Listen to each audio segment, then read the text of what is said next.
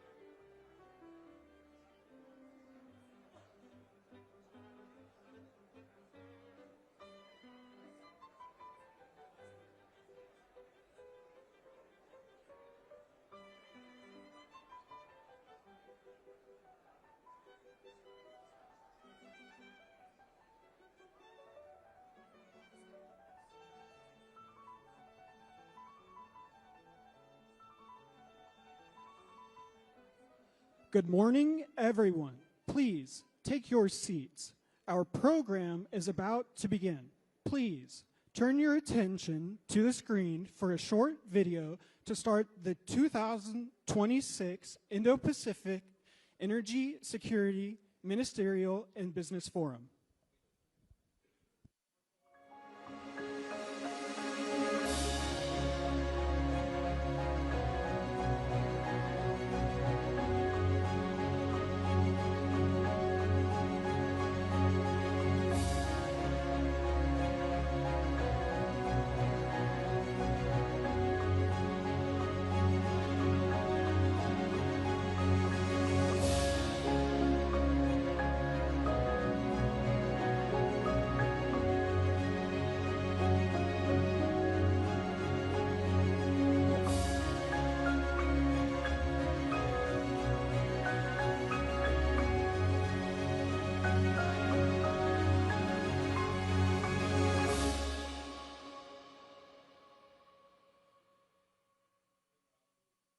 Ladies and gentlemen, please welcome to the stage Akiko Nakaya, our MC for the 2026 Indo-Pacific Energy, Security, Ministerial, and Business Forum.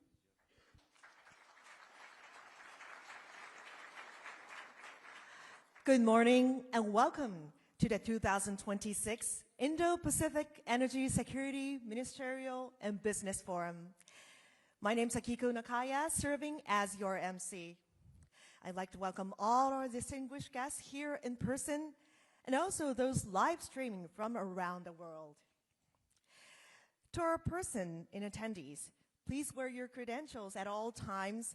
It acts as your entry pass to the forum and breakout sessions. To ensure you have the most up-to-date information and agenda, please scan the QR code on the back of your credentials. It'll take you directly to the forum agenda page on the website where you will find all the information for session times, locations, and speakers. If you'd like to Wi-Fi access, please use network Hilton Honors and code IPEM 2026. Now, to kick off those exciting 2 days of conversation, it's my great pleasure to introduce Thomas R. Hardy. Mr. Hardy serves as the Deputy Director and Chief Operating Officer of the U.S. Trade and Development Agency, performing the duties and responsibilities of the agency's director. He leads the agency's global efforts to advance high-quality infrastructure projects that strengthen U.S. national security, creates export opportunities for U.S. goods and services, and support U.S. job creation. USTDA is the U.S. government's first mover on critical infrastructure development abroad, advancing the shared strategic priorities of the U.S. and its overseas partners by deploying U.S. technological expertise. He was previously appointed by President Trump to serve as the USTDA's acting director from 2017 to 2020, where he helped transform the agencies to meet the demands of the rapidly evolving global environment. Mr. Hardy has also held multiple leadership positions at the agency, including directors of policy and program management, chief of staff and country manager of the East Asia and Sub-Saharan Africa regions. So, ladies and gentlemen, please welcome Mr. Hardy to the stage.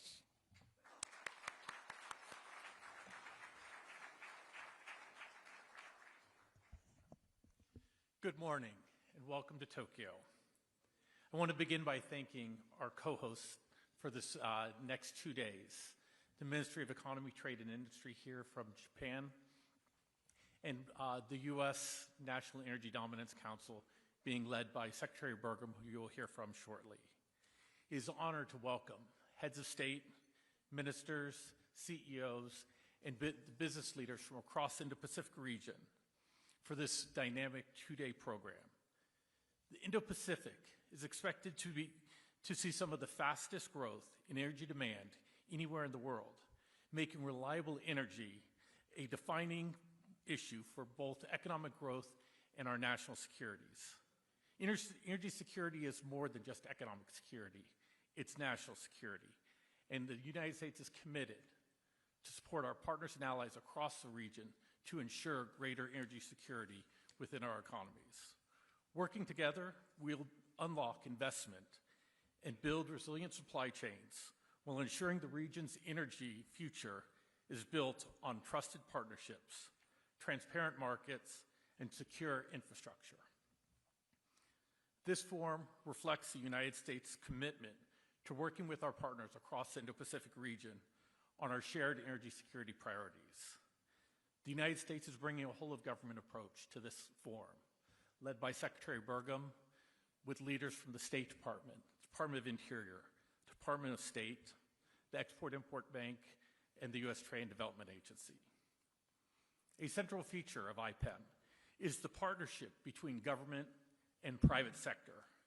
Energy companies, infrastructure developers, financiers, and technology leaders are here because private sector investment will power the solutions we need to power business and provide energy for our people. Over the next 2 days, the forum will serve as a platform to announce and advance major energy investments, partnership, and commercial deals. As the U.S. government's first mover on infrastructure development, USTDA is proud to sponsor this forum. Our mission is simple: to accelerate the development of infrastructure projects by funding the early stage project preparation that is needed to attract financing for infrastructure projects in emerging markets around the world. We transform ideas into bankable, real-world energy projects, and we look forward to hearing your ideas in the coming days. The Indo-Pacific energy future will be shaped by the partnerships that are made here this week. Together, we have an opportunity to deliver reliable and affordable power to industry and our people that will drive prosperity and shared economic growth for everyone. I want to thank you all for joining us here in Tokyo for the Indo-Pacific Energy Security Ministerial and Business Forum. It's now my pleasure to introduce one of our co-hosts from the Government of Japan, the Honorable Akazawa-san, Minister of Economy, Trade and Industry. Minister Akazawa-san has served as the Minister of Economy, Trade and Industry since October 2025. Prior to his current role, he served as Minister in charge of Economic Revitalization and the Minister of State and Economic and Fiscal Policy. It is my pleasure to introduce and welcome Minister Akazawa-san.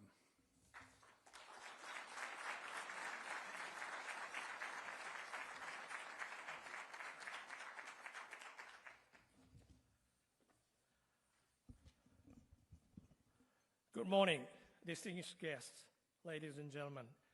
Thank you for joining the Indo-Pacific Energy Security Ministerial and Business Forum.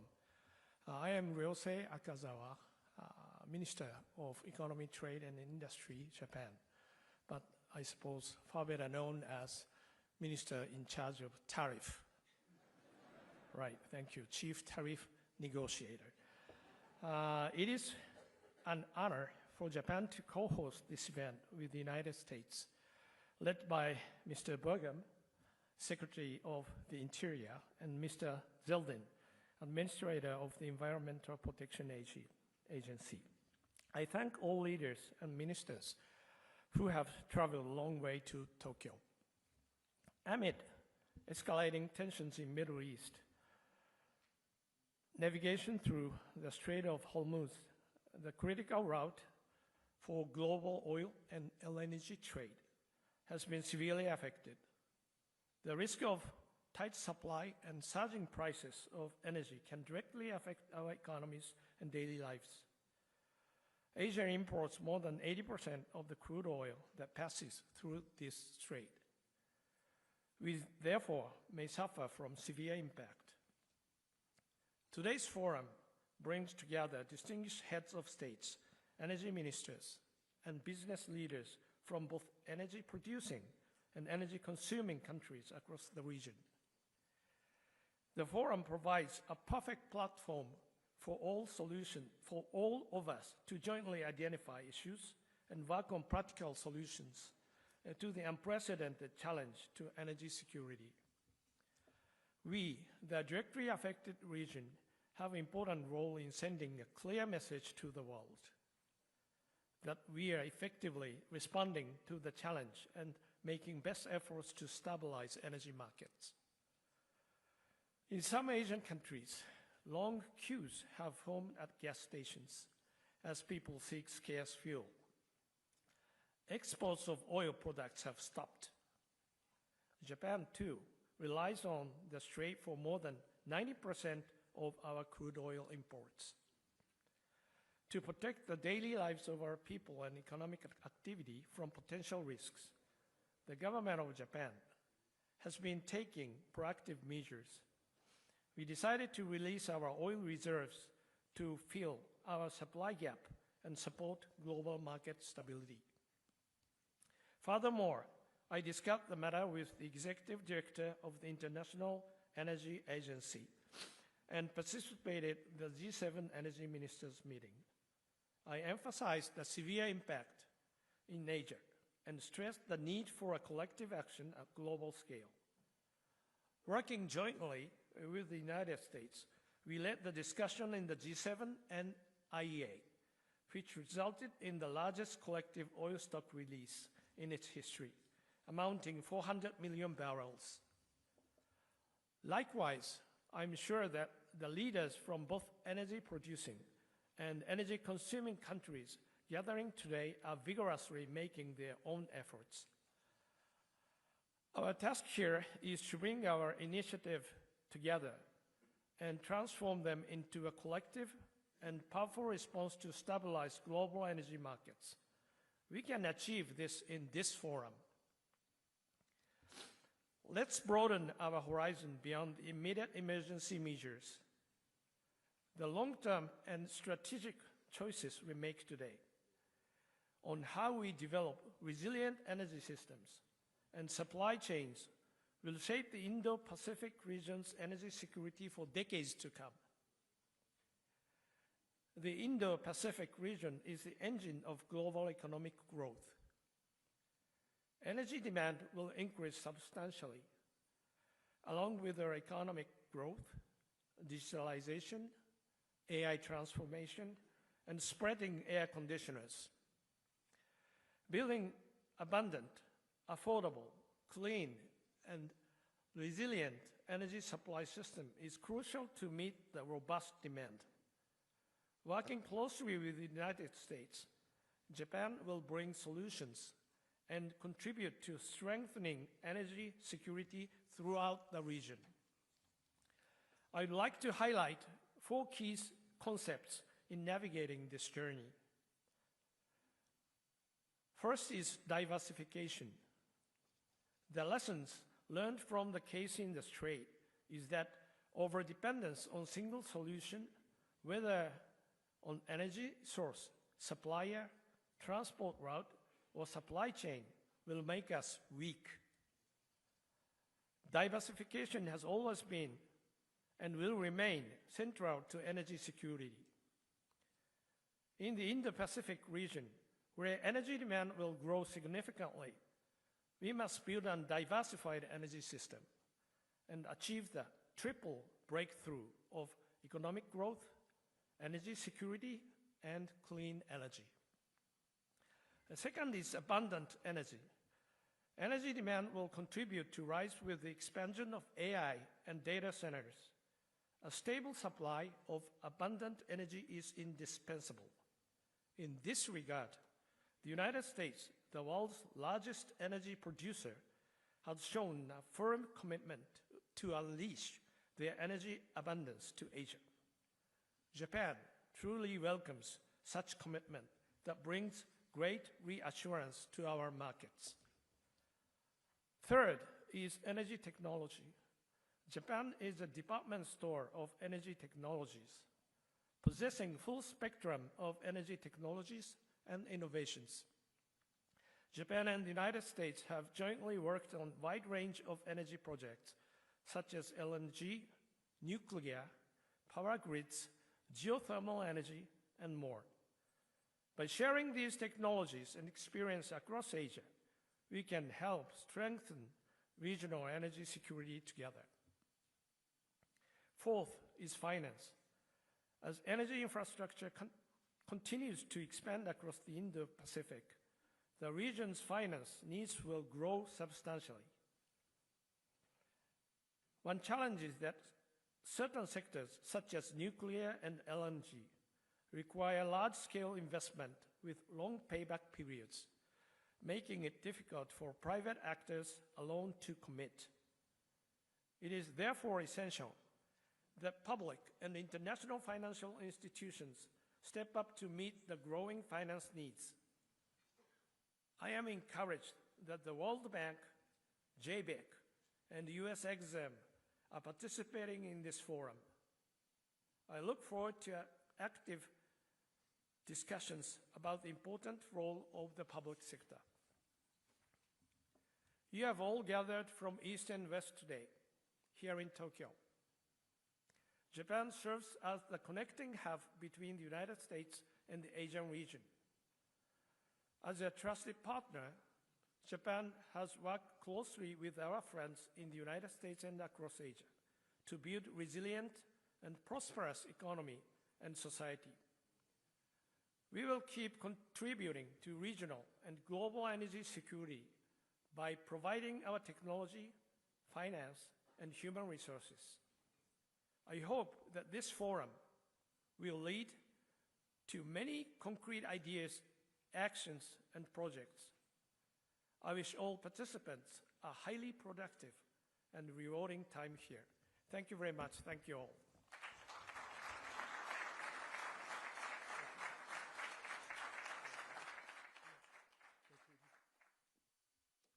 Thank you, Mr. Akazawa-san. Let me take a point of personal privilege and welcome the Administrator of the Environmental Protection Agency, Lee Zeldin, who is a member of President Trump's cabinet and a key member of the National Energy Dominance Council. So sorry for leaving you off the list, but thank you very much for joining us, Administrator Zeldin. It's now my pleasure to introduce Secretary Doug Burgum, the 55th Secretary of the Department of Energy and the Chair of the National Energy Dominance Council. He's a former two-term governor of the great state of North Dakota. He has an illustrious career in technology, investor investing. And in his role as the chair of the National Energy Dominance Council, he leads efforts to expand domestic energy and mineral production, speed up federal permitting, and leverage public lands for economic development. Secretary Burgum, it's a pleasure. Thank you for leading the U.S. delegation to the IPEM Forum. It's a pleasure to welcome you on the stage this morning. Thank you.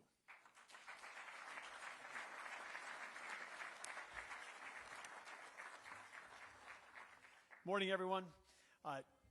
Yeah, let's try that again. Good morning. Hey, great to have you all here, and I want to lead with gratitude. Let me start with Tom. Thanks for the nice introduction, but thanks for everybody at your organization for pulling this together.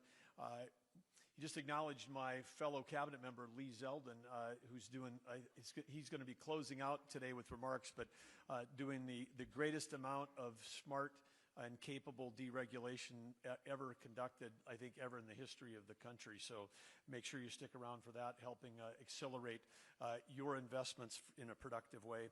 So greatly appreciate, Lee, you being here, but appreciate the work you and your team are doing. Amazing stuff.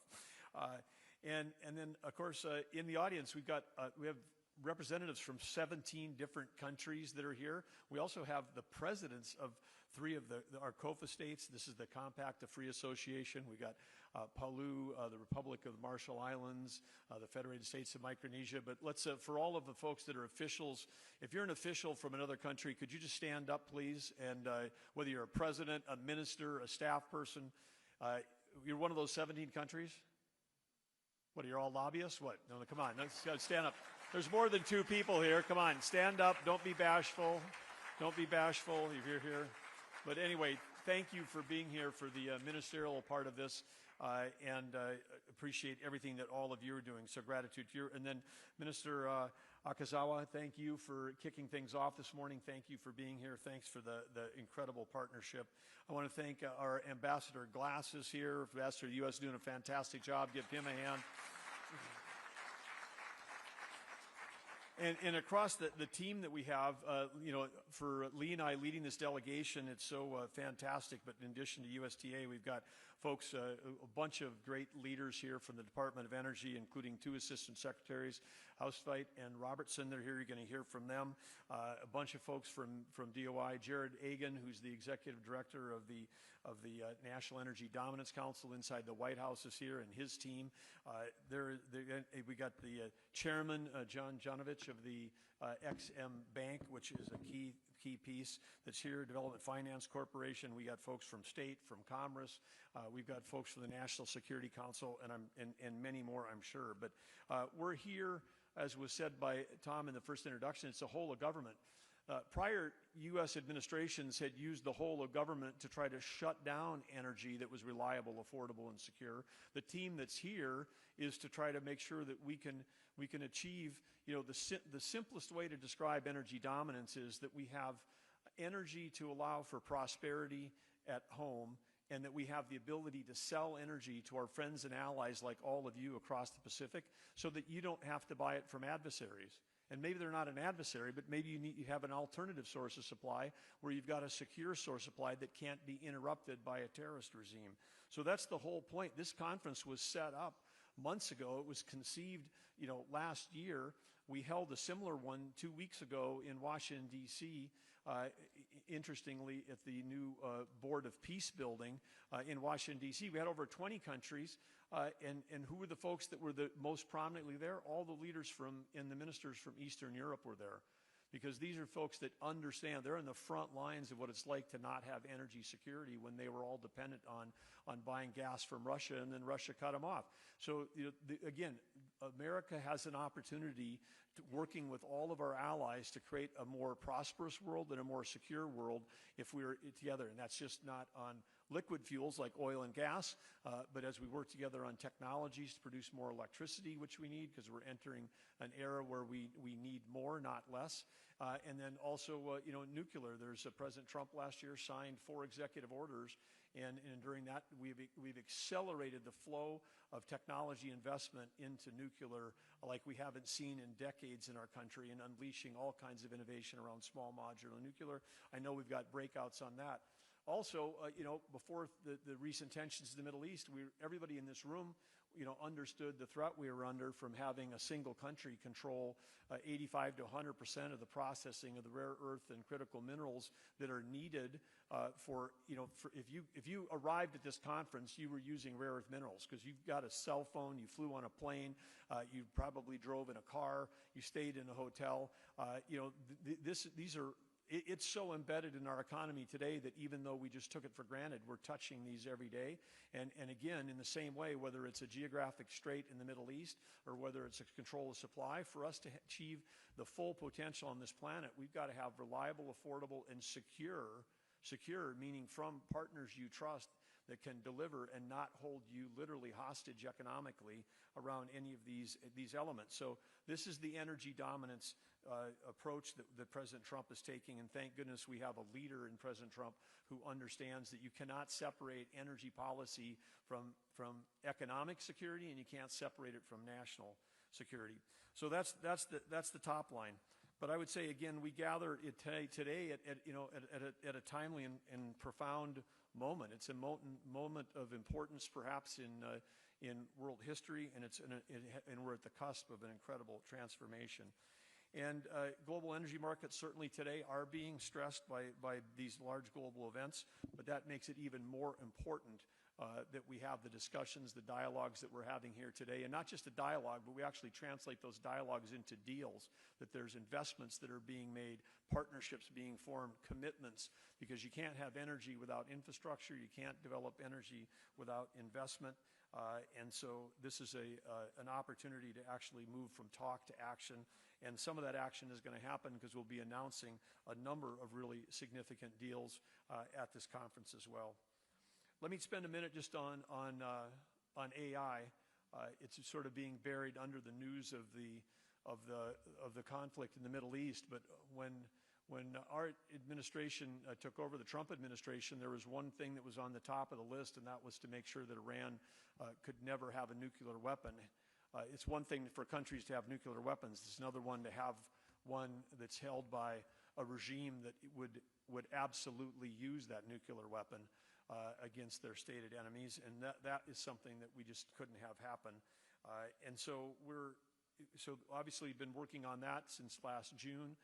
But separate from that, there was a secondary one, which is in a world of AI, to have one country control all the AI is also a threat to the free world. And so winning the AI arms race is something that we're committed to doing. And you can have the best chips, you can have the best software, you can have all of those things, but this is a race of power generation.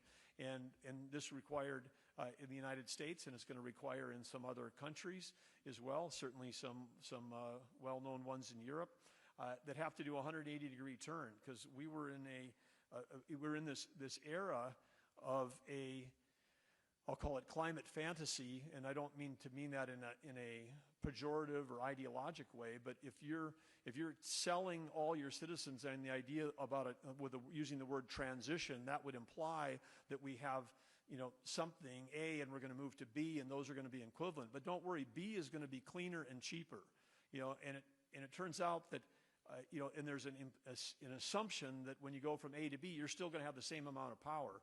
The reality, energy reality, which is what Lee and I and Chris Wright and everybody like to talk about, energy reality is the whole thing that was foisted on the world around transition was actually energy subtraction. Taking reliable, affordable, and secure energy and replacing it with intermittent, weather-dependent, foreign-sourced, unreliable, and redundant, because you have to keep all the other stuff you had before on the times of the day when the wind is not blowing and the sun is not shining. You have to keep the other stuff. You can't shut it down. You have to have both of those redundancies for those moments not working.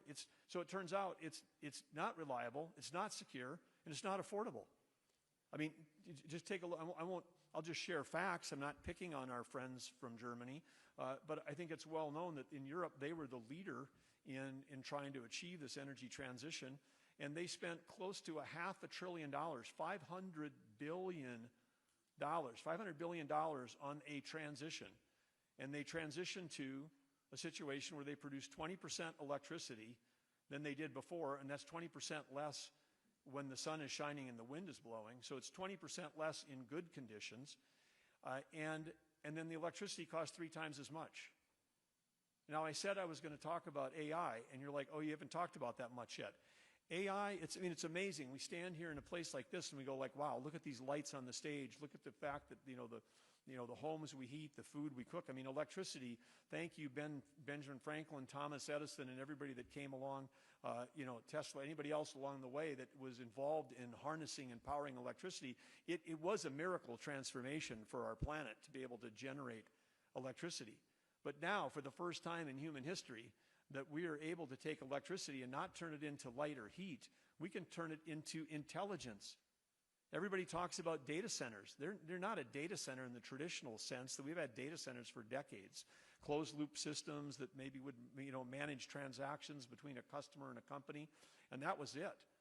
But this is GPT. This is general-purpose technology. If you're taking electricity and turning it into intelligence, it can be used by anybody. It can be used by defense. It can be used by universities. You could use to have a tutor for every school child in your country.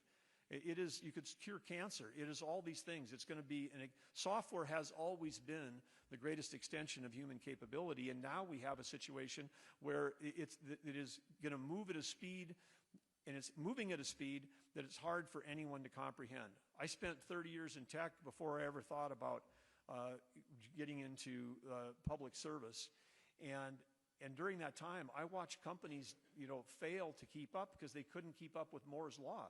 They couldn't keep up with something that was well understood, that chips were going to get twice as fast every 18 months and produce products at half the cost. I mean, that produces an exponential curve. I mean, there were companies that, there was, and one famously, Kodak, they used to have commercials called the Kodak moment. It meant that they took the perfect picture, their memory for you and your family for years. It was a Kodak moment. Well, then their leadership had a Kodak moment because they completely, even though they helped invent digital photography, they completely underestimated the speed at which it would advance under Moore's law.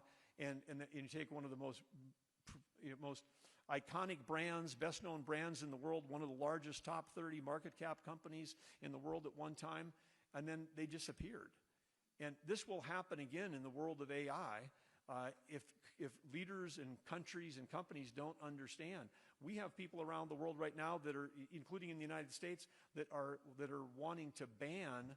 They're wanting to ban having AI factories, intelligent factories, in their jurisdiction. This would be like saying, I don't want to have 1 million geniuses move into my neighborhood who are going to pay a lot of property taxes, and are going to help solve every problem we've ever had.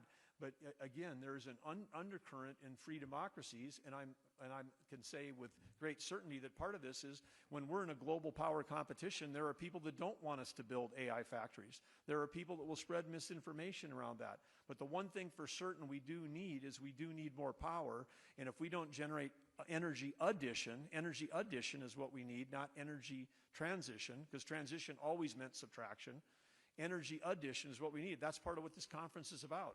We're here to cut deals, work with each other, share technologies, learn from the speakers, and figure out a way to get more energy going in all of our countries, amongst our friends and allies. That's the way we win the AI arms race. That's the way we defeat people that have choke points, geographic choke points, that try to control the world's economy. A small group of terrorists controlling the world's economy, not acceptable. The rest of the world can band together at places like this. So part of my gratitude was to say thank you to all of you for being here, because your presence absolutely, positively matters. And this forum matters because no country can thrive without abundant, reliable, and affordable power. And we're here as the United States to be that reliable, affordable, and secure partner for you. I'm reminded when I think about Japan, and here we are in Japan. It's 120 million people in a space about twice the size of my home state of North Dakota, which is an energy powerhouse as a small state. But in the small state that we have, producing, before Biden came along, almost 1.5 million barrels of oil a day, and exporting lots of electricity to all of our neighbors. Alaska, in the Cook Inlet, started shipping LNG to Japan over 50 years ago.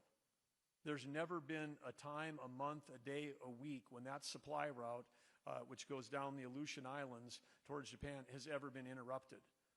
The United States of America has the ability to deliver freedom of navigation and free supplies to folks. And we are one of the things we're doing under President Trump. Lee was up there with me, with Secretary Wright. We are unleashing the power of Alaska, the Alaska LNG pipeline, and other projects that are going on.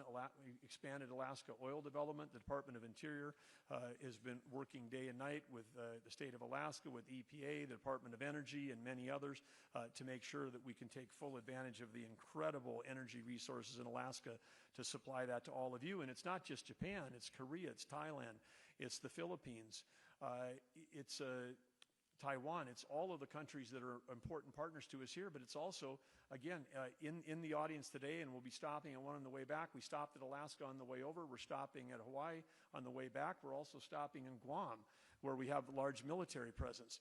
It's unacceptable to the United States that we would have our friends and neighbors, think of South Korea as a strategic key military partner. If they've got energy security issues, that means we've got energy security issues because of our military partnership that we've had with them that also goes back almost 70 years. So we can't have our own territories, our own citizens, or our COFA states, or our own states like Hawaii be dependent on imported foreign oil from the Middle East. That's the case right now. That is absolutely the case. And so part of energy dominance is making sure that we don't take our eyes off the Pacific allies, which are so important. This region of the world is absolutely so important. One other thing I want to say too is that how we ended up in this position in our country and perhaps in others was when we said, hey, we're going to stop doing mining. We're going to stop doing oil and gas development. We're going to stop doing all this stuff because we're concerned about the environment. The net effect of that, of course, was that all of this activity moved to places that did not have an EPA, didn't have child labor laws, didn't care about the environment. So again, for everybody that anybody that has a concern, or your children, your grandchildren, everybody else, I think one thing they need to know about the United States is that when we do it in the United States, we do it cleaner, safer, smarter than anywhere else in the world. It's a message we're trying to get out to our own citizens, which is if we are the world's largest producer of energy, that is also going to be the best outcome for the environment, and you can count on that. So in closing, I just want to say a couple things on a call to action, which is again, we have an opportunity over the next 2 days to advance historic cooperation around whether it's LNG, grid and port infrastructure, critical mineral development, ensuring the free flow of energy across vital sea lanes, and we've got really no time to waste. I'm excited to watch so many deals that are being signed. Some are already starting to happen. Congratulations, I'll say, to Venture Global last night announcing at the beginning of this conference an $8.6 billion expansion on their LNG. Their leadership team is here today. Anyway, this is just the beginning of a number of things that are going to again help benefit the Pacific, because part of their they were a key part, along with we've got Woodside, we have Cheniere, we have all of our top LNG exports. These folks got together after Biden had banned LNG exports, and then President Trump lifted that ban. Some of these companies were on track to spend over $20 billion in a short amount of time, providing most of the increase in capacity, and we have effectively displaced 2/3 of the Russian gas in all of Western Europe because of the speed and innovation at which U.S. companies are moving to provide reliable, secure, and affordable energy to our allies. In that kind of movement, by doing that, bringing on that marginal capacity, probably saved Europe 20, 30 billion. I'm just spitballing on that one. Let's get an economist to figure it out. But when you increase the supply and put it out there, it saves your citizens money. It increases your security. We know that energy diplomacy backed up by energy dominance will benefit the prosperity of everybody in your country. That's why these deals are important. It's not just economics. It's about human flourishing. It's about helping everybody reach their potential, which they can't if they don't have access to great energy. So American energy, it will remain, your most dependable, most responsible, and most strategic choice as we advance peace and prosperity together for all nations. We're grateful to have you all here, excited to be spending time with you, and excited to be witness to deals that are getting done here, and then also in the future knowing that deals started here because of the relationships you've made. So I would challenge all of you, if you're not on stage signing a deal, there are people in the room that probably would want to sign one with you. So get ready to make sure that you're talking to somebody more than the people you came with, because this is a group of people here that can really change the direction of energy in the entire Indo-Pacific area. That's my challenge to all of you. Let's go out, let's get it done, and let's do it for all of the people that we work for. Let's do it for the world. Thank you.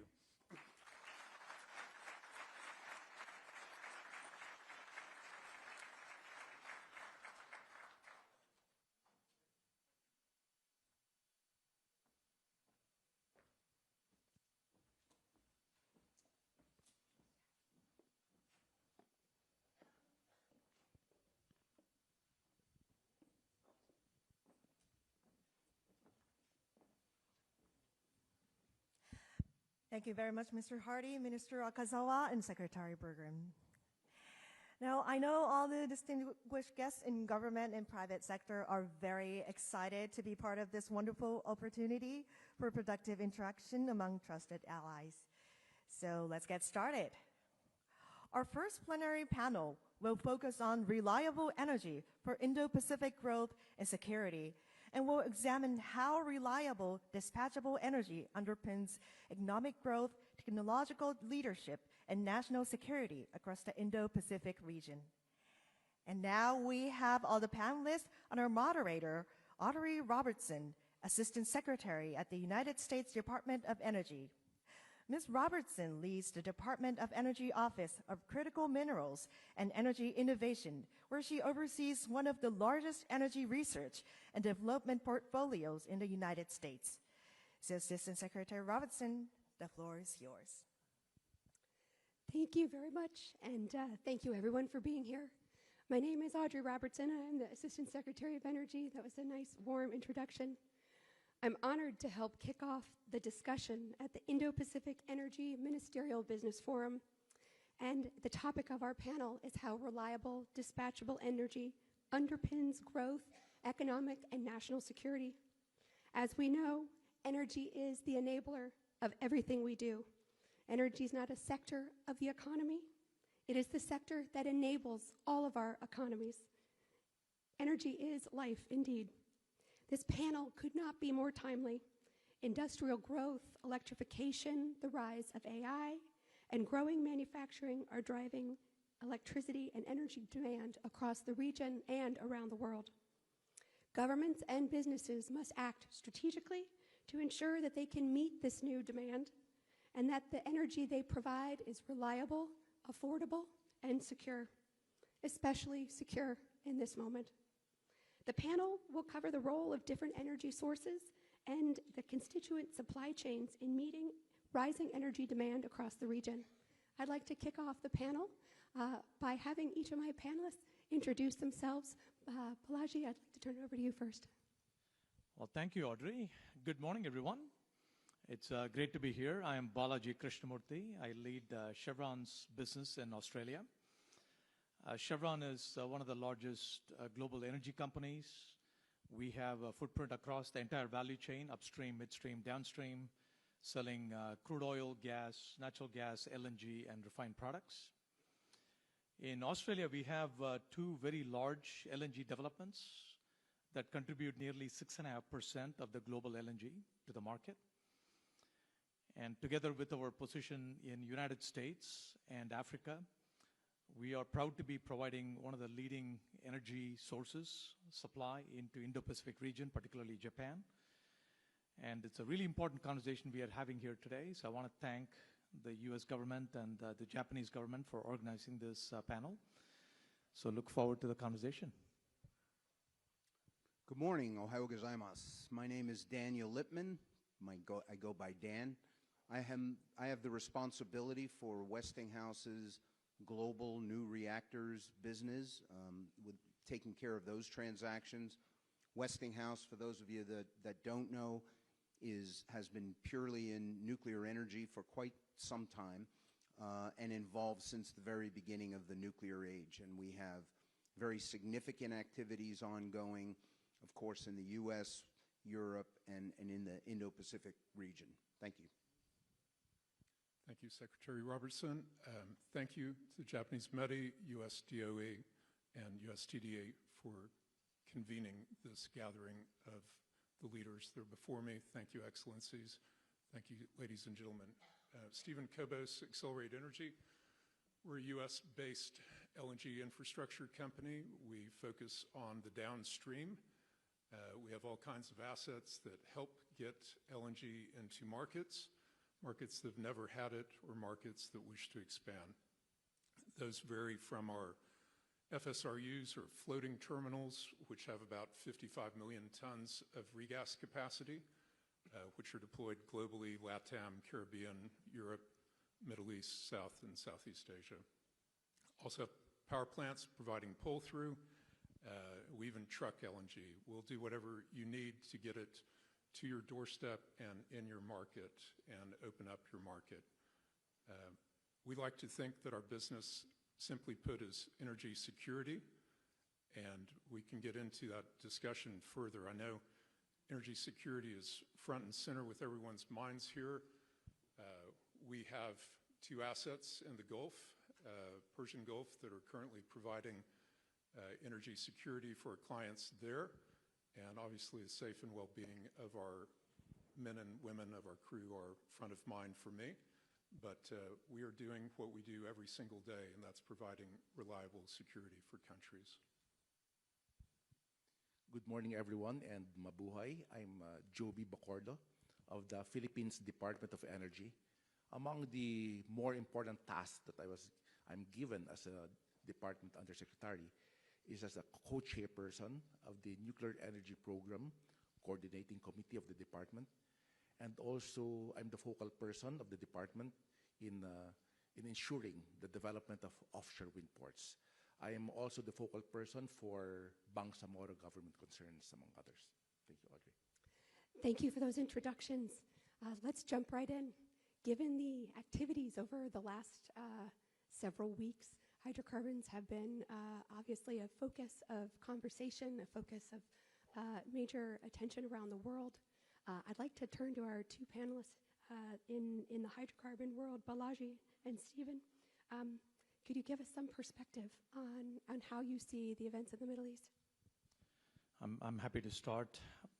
Similar to many in the room, we are monitoring the situation very closely as it continues to remain very volatile. In situations like this, our first and foremost priority is the people that we have in the region. We have a workforce in a dozen or so countries in that region, and we are working with local governments to protect our people, the assets that we operate, and the local communities in which we live. This region, the Middle East region, supplies a significant portion of the global energy supply today. Nearly 20% of the LNG comes from Qatar, and another 20% roughly or so on the crude oil side comes from the same region. So it is, as expected, there is a significant concerns around energy supply, energy security in the rest of the globe. It just shows how interconnected we are as a market, particularly from an energy market perspective. And here we are in the Indo-Pacific region. It's home to 2/3 of the world's population, home to some of the vibrant and fastest growing economies in the world. And unfortunately, this region, relatively speaking, is scarce in having energy resources within the country's borders. So by definition, it makes these countries depend on others, trusted allies, to provide that energy source to meet the basic needs of people and the economy here. And to me, it underscores the importance of energy abundance. I know Secretary Burgum talked about that at length in his opening remarks. We need to prioritize investing in energy to create energy abundance, not just for a particular nation's prosperity, but also for shared prosperity and mutual gain. We need to invest in diverse sources of energy so that we have the energy security that comes from diversity. And we also need to work to protect the value chains and the critical supply chains that are critical for those energy infrastructure. Thank you, Balaji. Stephen, what are your thoughts on the Indo-Pacific? Well, you bet the interrelationship with the Middle East is front of mind. And frankly, Accelerate's been in the region there since we opened up Kuwait to LNG imports back in 2008. So it is an important region, and we are seeing knock-on effects, obviously. But this is a group of leaders out here. You are thinking about what comes next. You are focused on strategy. We will get through the tactical adjustments that will come over the next few weeks, and I do believe this is a matter of weeks and not months. I think we must keep a view of the big picture in such circumstances. Big picture is that LNG, and we do focus on getting LNG to the people of the world, all over the world. LNG is a unique commodity. You're looking at something that is going to expand by 50%, let's call it, over the next 5 years. An unprecedented expansion. So if we look past the near-term horizon, the question you have to ask yourself in the Indo-Pacific is, how are you going to access that wave of abundance and affordability? And what we've seen as we've built out energy security for people, the beautiful thing about LNG, it's so flexible. You are not dependent upon a single neighbor and a pipe from that neighbor. We're in Finland. I know it's not in the Indo-Pacific, but when its pipeline, the Baltic Connector, was severed, their only backup nat gas for the winter of 23-24 was Accelerate Energy's floating terminal. So you must find a way to diversify from unreliable partners, unreliable neighbors. Some people have different needs in the region. There's a lot of need for baseline energy. It's not a question of which molecule to dispatch next. In many of the emerging markets which we serve, it's most critical that they get that baseline energy. LNG is great for that. But LNG is also great for a more developed market as you go down the road, and you need backup, and you need plan B, and you need plan C. And that could be because you're a hydroelectric-dominated country and you face drought. That could be an unreliable neighbor by pipeline. But LNG is this marvelous tool that is coming with this outstanding abundance, and you should all be challenging yourself as to how to access that in the most effective manner, but mainly because energy security at the end of the day is survival. Thank you, Stephen. I appreciate it. So I'd like to turn to you, Jovi. The Philippines has projected a tripling of energy demand by 2040. You are also the chair of the ASEAN region, which is projecting a quadrupling. Can you speak to us about how you're thinking both the region and your country are going to meet that demand? Thank you, Audrey. The Philippines recognizes that the energy demand will at least triple by 2040 in light of economies expanding, populations growing, and the deepening of electrification. Under the Philippine Energy Plan of 2023 to 2050, we have a three-pronged strategy. That is first the accelerating of the RE deployment, diversifying the energy mix, and also strengthening the regional cooperation.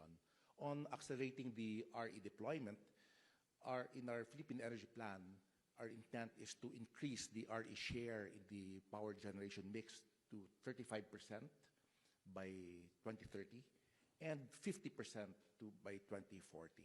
But first, we have to, in order to achieve this, we have to scale up RE through competitive procurement mechanisms like the Green Energy Program. This policy enables the rapid deployment of solar, wind, and hydro, and geothermal, while maintaining cost competitiveness in the power sector. We have already completed 4 successful GEA programs starting from 2022 to 2025, which generated 22.2 gigawatts. For the period 2026 to 2035, we are looking at an additional this 10-year program of the Green Energy Program, we're looking at 25 gigawatts, starting with the Green Energy Auction 5 this third quarter.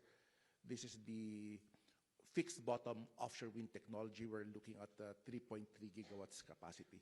To enable this accelerated RE, we have strengthened key policy mechanisms like enabling 100% foreign ownership for RE technologies. The second is diversifying the energy mix. The present power generation mix of the country is dominated by coal at about 60%. Per our clean energy scenarios 1 and 2, we are introducing offshore wind.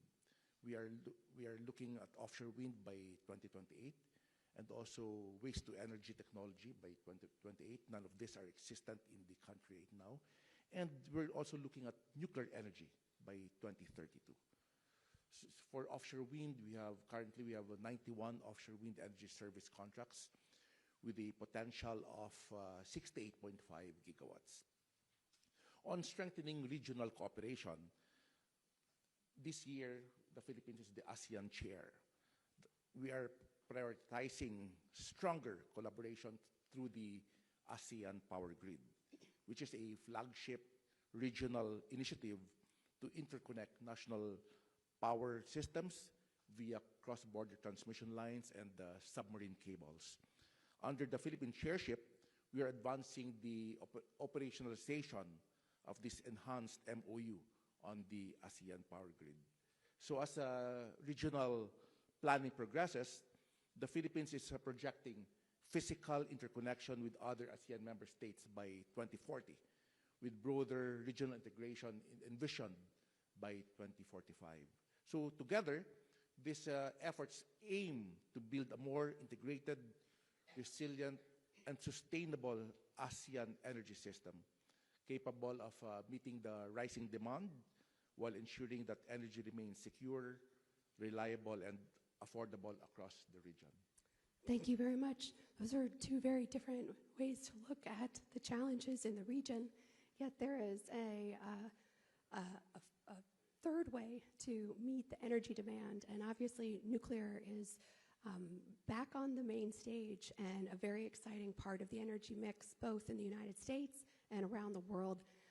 But it is not without challenges, both capital costs, regulatory hurdles.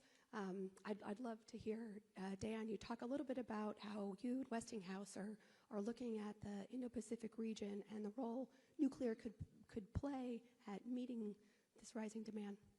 Sure, and let me first give a shout out to USTDA for the sponsorship of this very, very important event. TDA plays an ongoing critical role in early stage development in many, many countries through their grants and programs. And Secretary, as a member of the administration, thank you and the rest of your colleagues throughout the administration for what they're doing for nuclear. I've been in this industry a very long, very, very long time. And I've never seen an administration lean in the way it is on nuclear technology. And that segues to your question, because what do we need to do in the industry? And when I say we, I want to be clear. It's not just Westinghouse. In the audience here, there's at least 3 different SMR vendors. There is at least 1 or 2 microreactor vendors that I've run into here. So what we need to do as an industry is, I'm going to use the term industrialize, okay? We build these plants one at a time, but really the key to the success of nuclear energy is to deploy them at scale. And that's what the administration is giving us the opportunity to do, not just in the continental United States, but through export promotion activities that the administration is engaged in. The Export-Import Bank is critical to all of our companies in the nuclear industry in terms of financing these projects. But our challenge as companies is really to fit together the challenges of supply chain, engineering, and labor force, workforce development. Any one of those fail, we're not going to be successful in what we do. And the Indo-Pacific region is critical because already many of our companies, mine and others out here, rely very heavily on supply chains here in Northeast Asia, whether it's Korea or Japan. India has made changes in its nuclear legislation, I'll call it, where they've entered the mainstream of certain legal norms on liability and so forth. They have tremendous capacity. Many of us are already utilizing Indian resources, technical resources, and are looking at manufacturing. But the key to all of this is, how do we deploy? How do we get a handle on overnight capital costs? Because these projects, once they're built, are money makers, and they run like tops. But the key is to get them built successfully, quickly, and safely, and we need this partnership in this region to help us to do that. That's great, Dan, and I'd actually like to jump back to Jovi, because you talked a lot about renewable energy as part of the strategy. The majority of the Philippines is powered by coal today. Natural gas and LNG represent a medium-term opportunity, as does civil nuclear. Can you speak to how LNG and civil nuclear could play a role? Right. Thank you again, Audrey. Under the Philippine Energy Plan 2023 to 2050, the Philippines recognizes that both the LNG and the civil nuclear energy as important components of a diversified and secure energy mix. On LNG, it is, we consider it as a transition fuel that supports a shift towards RE, while ensuring a stable and reliable power supply during the transition period. The development of LNG infrastructure will supplement the country's domestic natural gas supply from the Malampaya gas field, which will operate until 2039.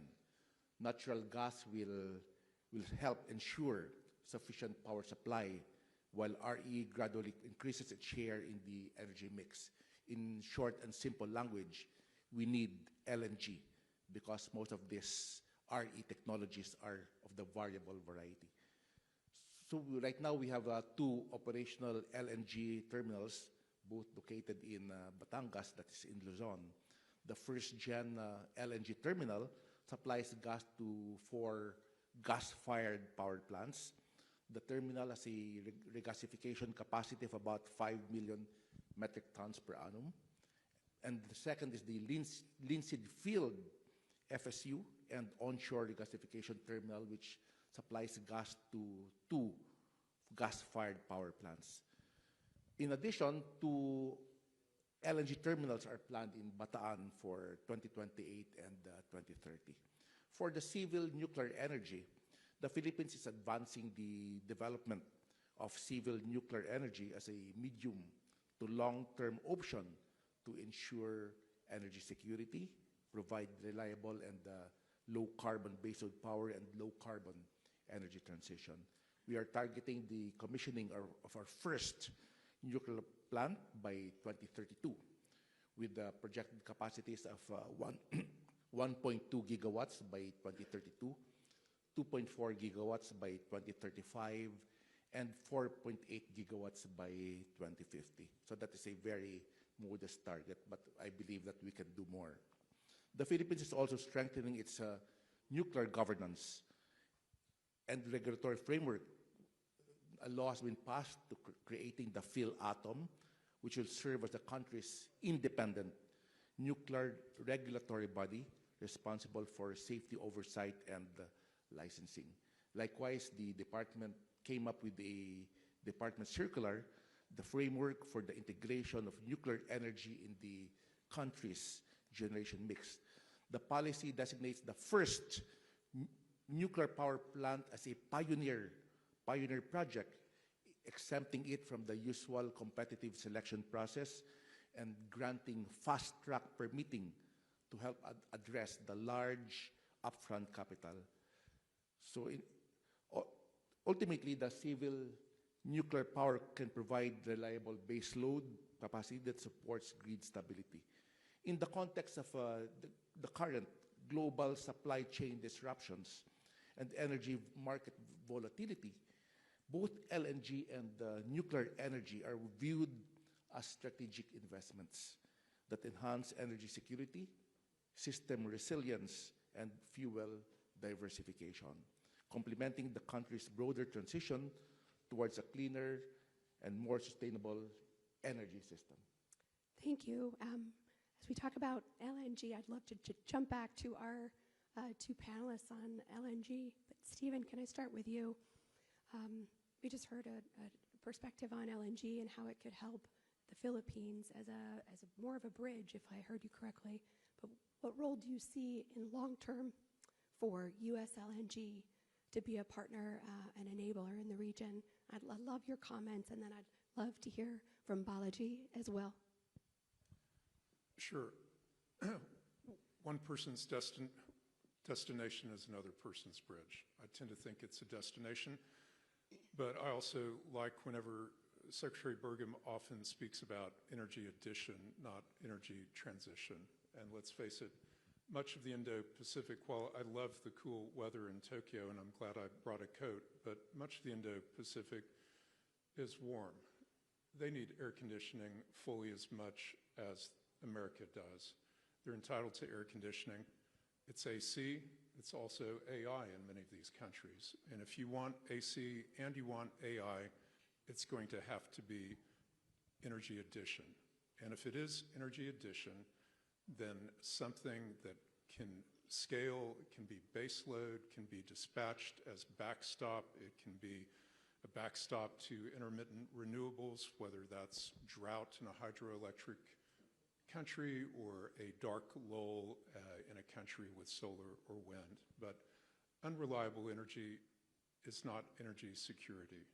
It's not national security. That's really why we're here today. We're all wrestling with that. What is energy security? It's reliable energy security. Reliable energy is energy security.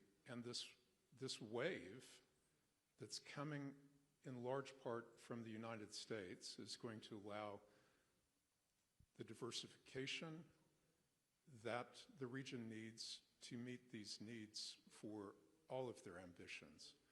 And I was in India a month ago when Prime Minister Modi was laying out, again, his ambition to get from 6% to 15% nat gas. They're building out the pipeline network in a way that I find impressive. They're taking the steps that they need. So if you are going to be this, if you're going to serve, if you're going to provide, and Minister Singh Puri there, he did say energy security is survival. LNG and U.S. LNG is a critical part of that, and we want to help people that don't have access to that coming wave to do it. By the way, don't put it off with a 5-year plan. You can be doing it in 2 years if you just step up now and get moving on your side. I love So that. that's So, Balaji, although you oversee Chevron Australia as the president, where there's robust and significant LNG activities, can you speak to the region and U.S. LNG as well? Yeah, first I'll start by agreeing with Stephen wholeheartedly on this is very much an energy addition story. I think we all have misinterpreted energy transition to be replacement, which the world hasn't really seen. I only see the energy demand continuing to grow, population, quality of life, now turning electrons into knowledge through AI, all of these things. The basic foundation is energy, and we just can't ignore that fact. First on the US, it's pretty incredible how the administration is leaning into, you talked about, Dan, leaning into nuclear, but they're leaning into all sources of energy, all natural resources. I do think there is something here for other countries that have the same natural resources, the blessing of the natural resources, energy resources within their borders. I think it shows that when we lean into those advantages, it's not only good for their own country, but it's also good for shared prosperity. So that is something we need to do. Australia has been a long-term, reliable supplier for this Asia-Pacific region. Certainly, some of the ministerial colleagues, I saw Minister Madeleine King here recently, and Premier Rajakur from Western Australia, they completely recognize and acknowledge how important a role that Australia plays in energy security in the Indo-Pacific region. So I want to really thank them for their leadership and pragmatic approach. Governments really fundamentally need to do 3 things, Audrey, in my view. It starts with what US is doing, which is leaning into the energy advantage. Second is setting that long-term policy environment so investments can flow into energy. Energy business, as many of you here know, it's a long-term business. It's longer than any election cycle in any country, so we need to have that long-term stability. And finally, everywhere we have this conversation, permitting and regulatory reform is always a friction point. How do we unlock that, create a streamlined regulatory environment? We do need good regulations, but we need balanced regulations that balances a strong environmental standard with pro-development policies, and that's how we can get better. Oh, I completely agree with you on that. I'd love to turn back to nuclear, Dan, and talk a little bit about the reinvigoration of nuclear across the world has led to SMRs. Excuse me. Can you talk a little bit about Westinghouse? Sure. And actually, I'll tie together a couple of things here. I think Stephen is spot on. There is this confluence, this nexus of financial capital, whether it's private or government, computing power, and the electricity that's needed to power it all.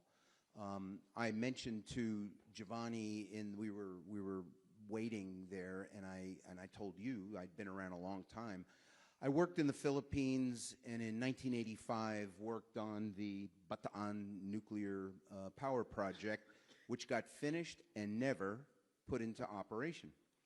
And the Philippines is a great example here of what we're all talking about, and it segues, Secretary, to your question, which is, well, what technology do you choose? So the Philippines is able to deploy, or has the ability to deploy, multiple technologies and different types of nuclear technologies. So there's room for large gigawatt-sized plants. but the dispersion of the grid in the archipelago means that in certain places only microreactors or only SMRs are going to work. So I don't feel I compete as Westinghouse with other technologies. I think we need them all. I'll say large or small, we need them all, okay? I think that's pithy but true. And because customers know, as they study their grids, they study their industrial installations, they study their national security installations, what they need, and they will guide the market into the appropriate application of it. So if we're going to, and your first question, Secretary, was, well, what about this growth that the IAEA and the OECD are projecting? Man, you need everything. You need everything you have from a nuclear technology perspective and a non-nuclear technology perspective to meet those goals. Excuse me, sorry, I'm getting over a cold here. I agree on needing everything, but how do governments prioritize? And everyone here obviously works across regions, across governments, and in very different fuel sources. Balaji, would you start and just give us a sense of how you work with governments in this region? And I'd love to hear from all the panelists on this topic. Yeah, I think from a government policy perspective, if you are in a resource-rich nation that is providing energy for yourself as well as your trusted trading partners, you have to prioritize investing in energy over the long run and creating that environment that I talked about earlier, the long-term policy setting that allows that investment to flow freely into it. If you're an energy-consuming nation like Philippines, Japan, and by the way, Japan, in my view, role models a long-term thinking, strategic vision. The projects that we have in Australia, we spent $80+ billion Aussie dollars to bring those 5 LNG trains online. That couldn't have been possible without Japanese government and the buyers, many of them here in the room, not having that strategic vision to, this is 25 years ago, underwriting those projects both as partners and customers. So that's what we need from governments, is that long-term vision to invest in different sources of energy and investing in technology and create a level playing field, not pick winners and losers, so that we can let the best solutions compete. Long-term vision is key.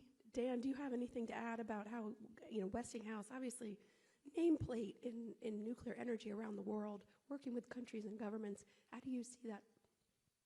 Right. And I think you use the term governments, plural, and that's important.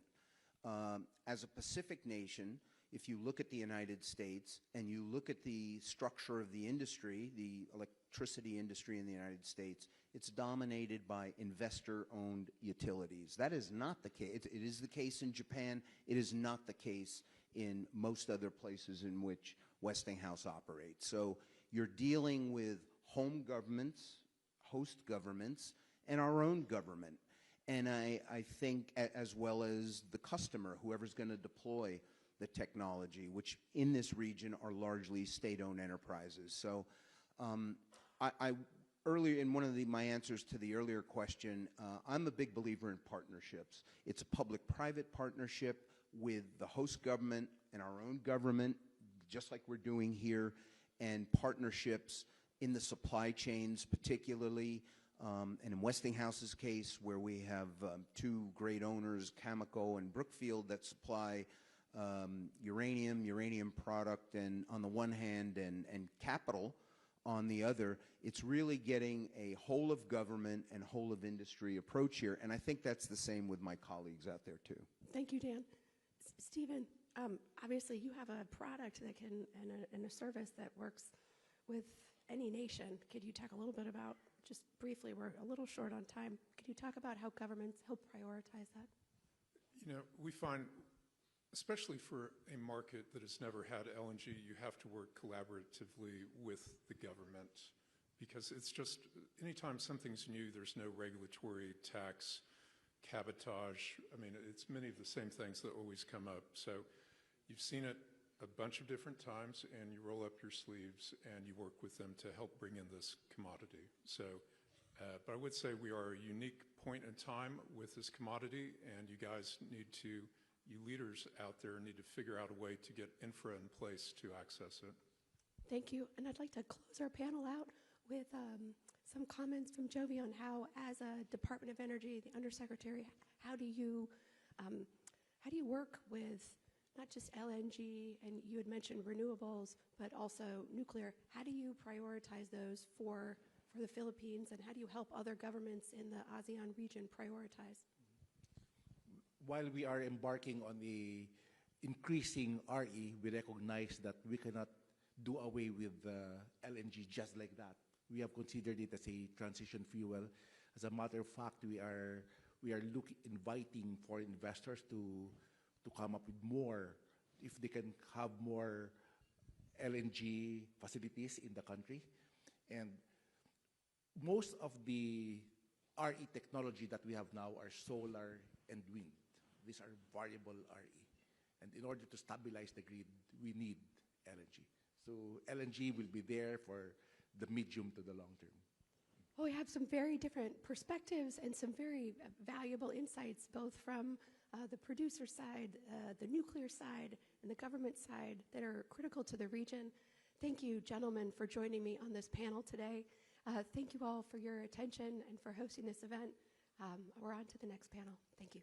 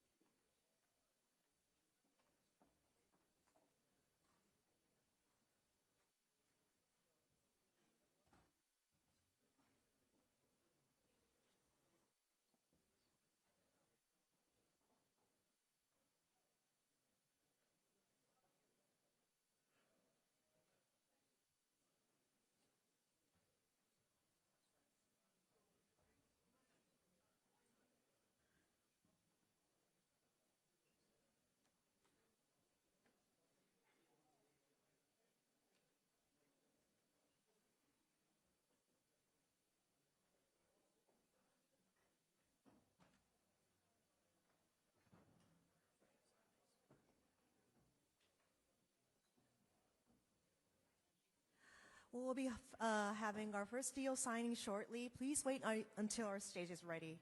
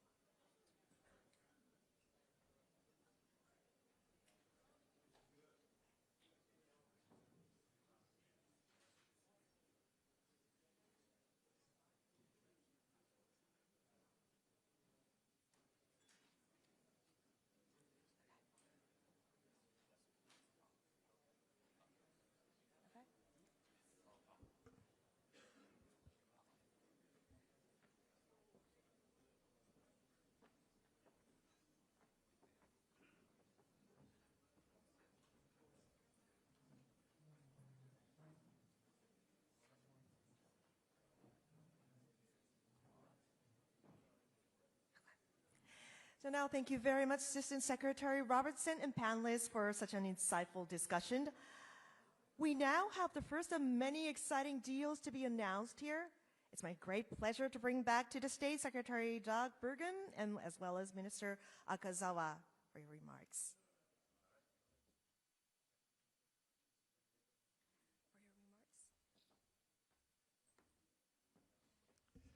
Good morning. In my remarks this morning, we talked about that we're going to sign a lot of deals here today. This is the first wave of those. The deals that are announced here are all either between government to government, between the United States and Japan, or between private sector companies from either country with other private sector companies, with agencies. They'll describe each of these deals before the signing, but I'm thrilled to have these two amazing Japanese leaders with me here as part of the witnessing of this. And these are the first two of four that we're going to be going. You have an important role to play, which is after the deal gets signed, then you can go wild crazy with applause, supporting everybody, because there's a lot of work to get to where these deals are done, and these deals in total, again, this is where we start racking up the billions and the billions of dollars of these deals. So we'll start with the first one. And we'll have the description, and then we'll get going with the signing.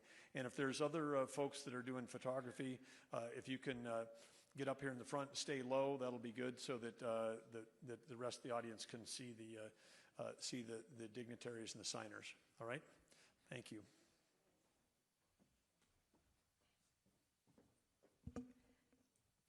Thank you very much. And now our first deal is Memorandum of Understanding between the U.S. Trade and Development Agency and the Japan Bank for International Cooperation. I want to acknowledge again Tom Hardy, Agency Head of USTDA, as well as Chairman Tadashi Maeda of JBIC. This memorandum formalizes their partnership in strengthening financing support for critical infrastructure in emerging markets, including energy and power infrastructure.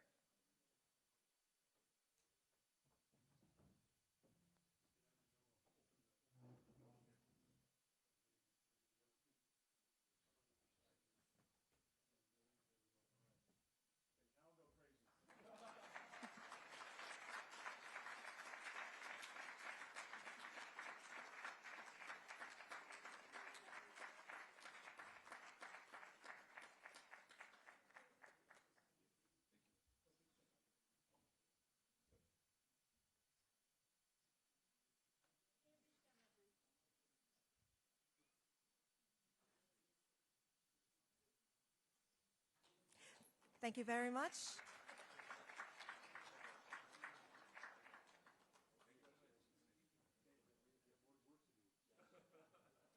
Thank you very much. Please proceed.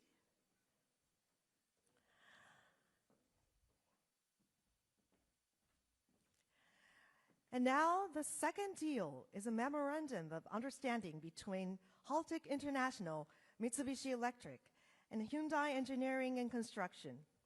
We're delighted to have senior executives from all three companies here with us today. The three parties have entered into the MOU to jointly deliver the first 2 units of Haltech's SMR 300 reactor design at the Palisades Energy site in Michigan.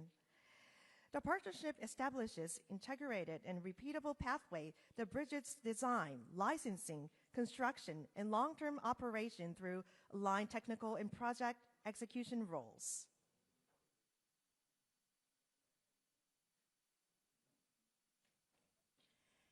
So we're going to do a photo shoot.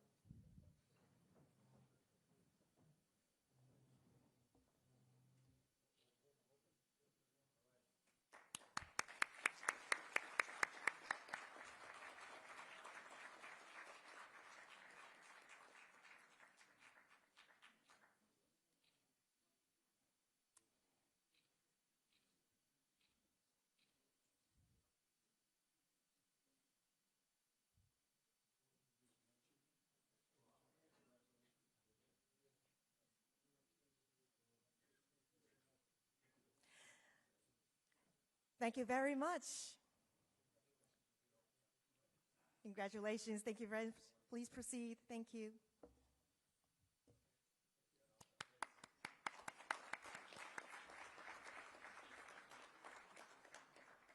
And moving on. The third deal is a memorandum of understanding signed between GE Vernova and Hitachi. GE Vernova and Hitachi agreed to collaborate to analyze and advance market development and commercial opportunities for deployment of the BWRX 300 in Southeast Asia. The collaboration includes good faith efforts to support resilient and diversified supply chain by exploring opportunities to incorporate qualified Japanese suppliers into small modular reactor projects.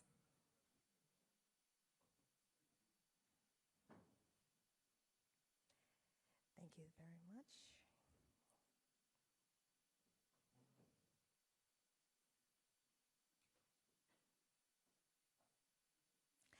Thank you. So we're going to do a photo shoot.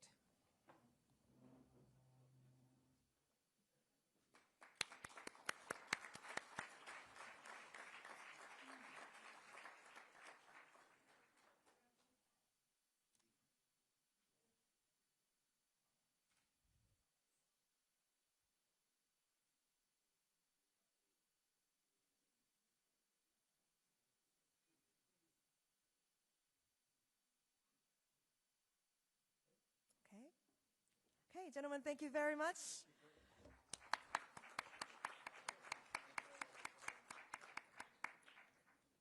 Thank you very much. Please return to your seat.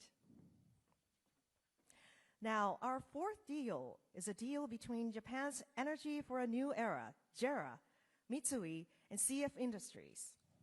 We welcome their senior executives to the IPEM main stage here today. This project is for the construction of Blue Point, a blue ammonia production facility in Louisiana, scheduled to begin operations in 2029, which will supply blue ammonia to Japan. Gentlemen, if you please.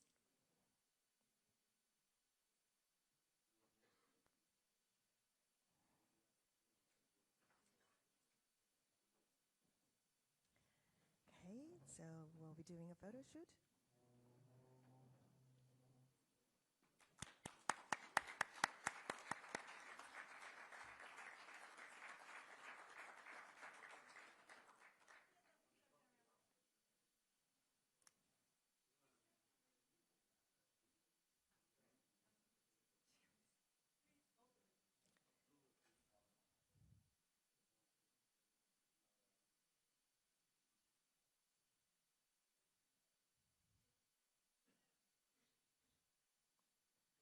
Okay. All right, thank you very much and congratulations.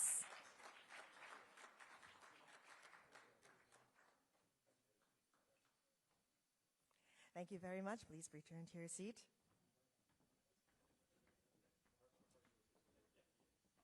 Nice job. Thank you very much. So we will now be changing our stage layout, so please wait until we're ready.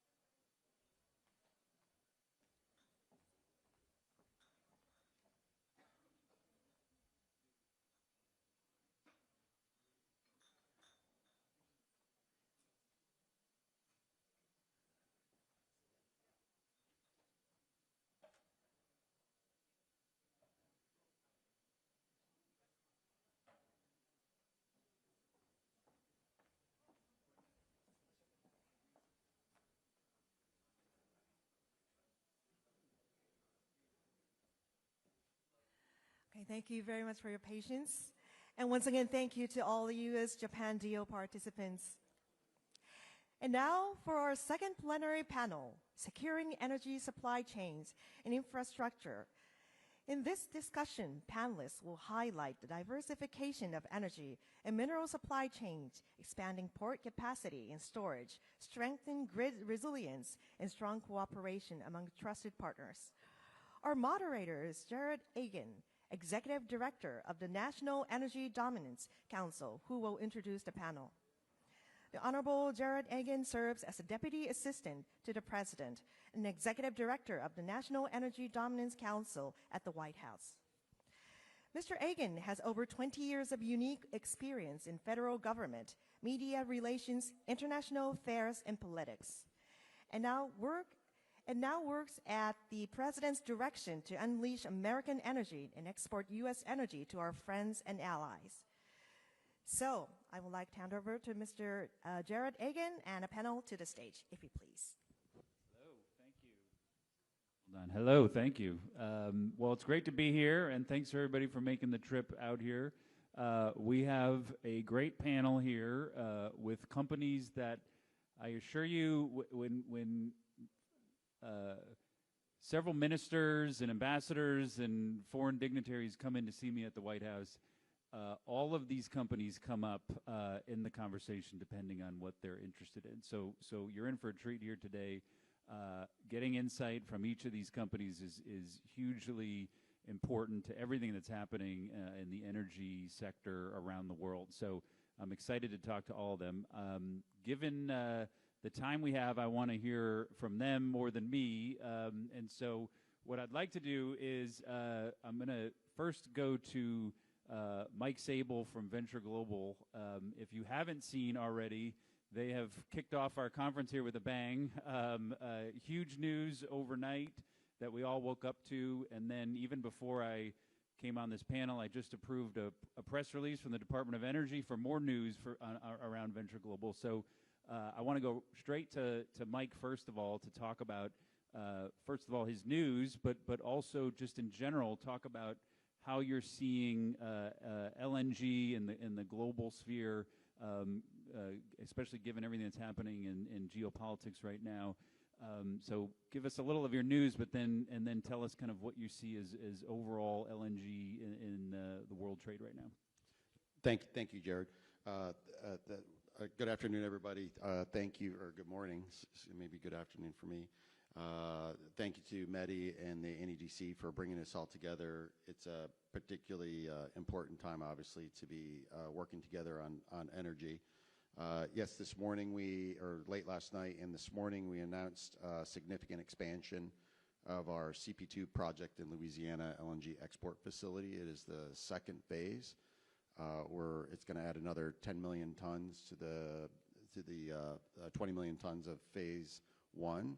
We are far enough into construction on it. We expect actually the first and second phase will be producing initial LNG next year. So it'll have a significant impact on global market prices pretty quickly. And thank you also for the uprate in our permitted capacity for our Plaquemines facility, our second facility on the Mississippi River, also in Louisiana. That'll allow us to add, keep online another 5 or 6 cargoes a month. So it's a material addition to the global markets as well. Obviously there's a tremendous volatility in the markets right now, LNG markets, given the conflict in the Middle East. However, we view that as very short term, and we're tremendously optimistic about the middle and long-term strength of the market, liquidity in the market, supply coming online. And we expect long-term, very stable liquefaction prices. The industry continues to innovate. For example, when we entered the market to compete to sell our LNG product back in the fourth quarter of 2014, so almost 12 years ago now, the liquefaction fees for 20-year contracts coming out of the U.S. were $3.50 going to $4. Today, they all have a $2 handle on it. So even with tremendous inflation that's occurred over the last 12 years, those liquefaction fees are almost in half, which is amazing. And in addition, the actual commodity supply of the gas itself continues to benefit from significant capital investment. And the cost of Henry Hub index gas in the United States, NYMEX index gas, is lower than when the U.S. began to export LNG. So it's tremendous innovation, capital, energy, human energy going into it. There's going to be a long-term stable supply of LNG from the United States. Great, thank you, Mike. Let me introduce Dina Volivar, Nuclear Security Environmental at Bechtel. Dina, thanks for being here. Again, same thing I've said before. Bechtel comes up so many times in the meetings I have in Europe, throughout Asia, obviously in the U.S. as well. What I'd love to hear from you is, we've tried to do a lot in the U.S. of streamlining and permitting, but but we're trying to knock down as many bottlenecks as possible. As you look at Bechtel's kind of global operation, what are you seeing as any kind of bottlenecks to delivering projects on time across the globe? Yeah, thanks, Jared. And thanks to the NEDC and MEDI and all the sponsors. On behalf of Bechtel, really happy to be here. Just maybe a little background for those that might not know who Bechtel is. So we're we're an engineering, procurement, and construction company, 128 years of building mega projects across a lot of what we'll be discussing over the next 2 days: transportation, civil, water projects, nuclear, oil and gas, and renewables, and opening and supplying critical minerals, as well as building factories for semiconductors, as well as AI data centers. So, turning to the bottlenecks, I think that the three biggest delays on projects that you see, mega projects, regardless of what they may be, across the world at this point, is permitting unpredictability, logistics strain, and then late delivery system involvement. And what I mean by delivery system, that's the technology providers, the designers and the constructors, supply chain and operators, making sure they're involved very early in the planning and project initiation phase. And so if we first turn to what does success look like, because then you can figure out how do you knock down those bottlenecks. It's certainty. So success for these big projects means certainty first. It's a clear permitting pathway that everyone can rely upon. It's bankable cost estimates that are reliable and consistent throughout the course of the execution. It's predictable, visible project pipelines, and I can't stress that one enough, because then what's required is supply chains that keep up. And that means that the supply chains have to be diverse, but they also have to be anchored in areas that matter to execution. That visibility of the pipeline of project is what's going to allow suppliers to actually invest and scale well ahead of need, and making sure that they don't become a bottleneck to execution. I think replication, especially as we're talking about nuclear, getting into replication as an advantage, standardizing designs, modular construction, transferring regulatory frameworks across regions is really critical to making sure that each project in succession goes faster, is more affordable and efficient. And then it's being able to build to scale. So multi-year project pipelines of different technologies require workforce and supply chain to make sure they're going to be successful, giving that early ability for workforce, supply chain, and capital markets to plan ahead, make sure that they knock down any bottlenecks when it comes to actual execution of the project. So really, bottom line, it's whether or not the country wants to build 10 nuclear plants, whether or not it's 10 LNG terminals or transmission corridors. Success is the early identification of the need, reliability in regulations and stability there, early integration of the team that's going to deliver the project, and then repeatability to be able to improve project after project.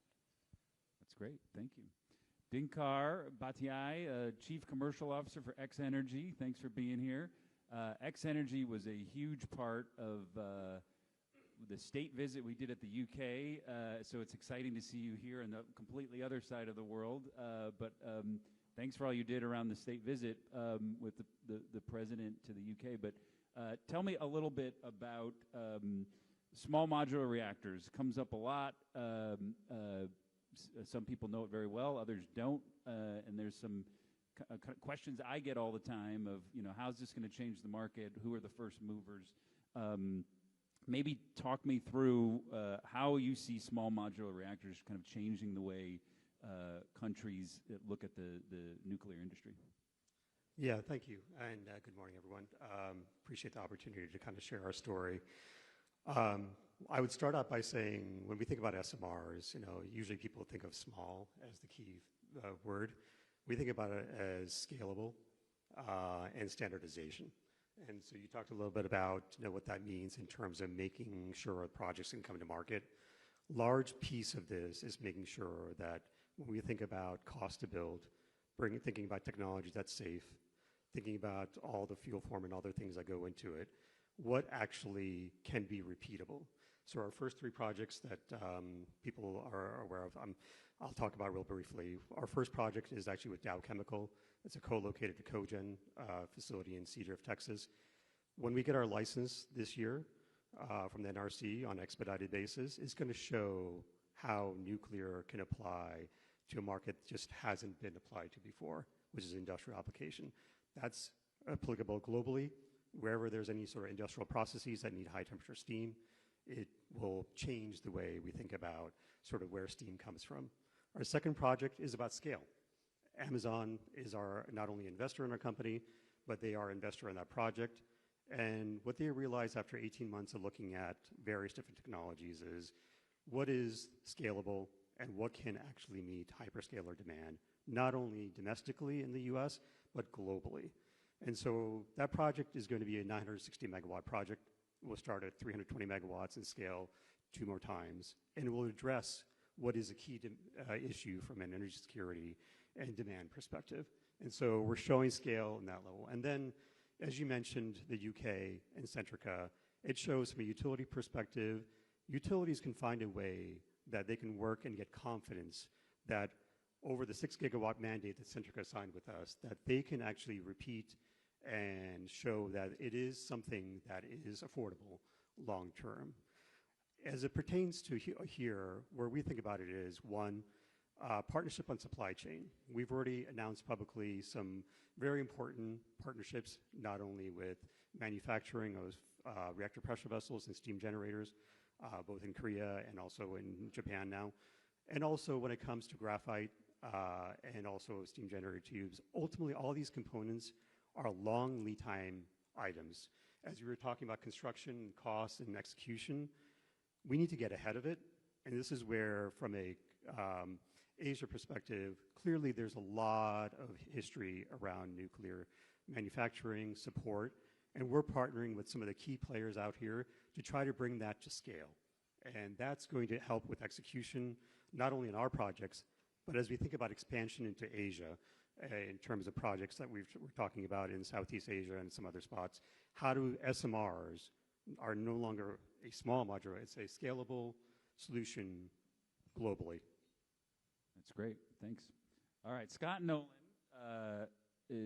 one of the big game changers, at least from my perspective, in nuclear was when the president signed 4 executive orders last year, and General Matter was in the Oval when he did it. And so, Scott, would love your perspective just on what has happened to the industry since then, but also, you know, before President Trump, there was a lot of offshoring of processing key materials.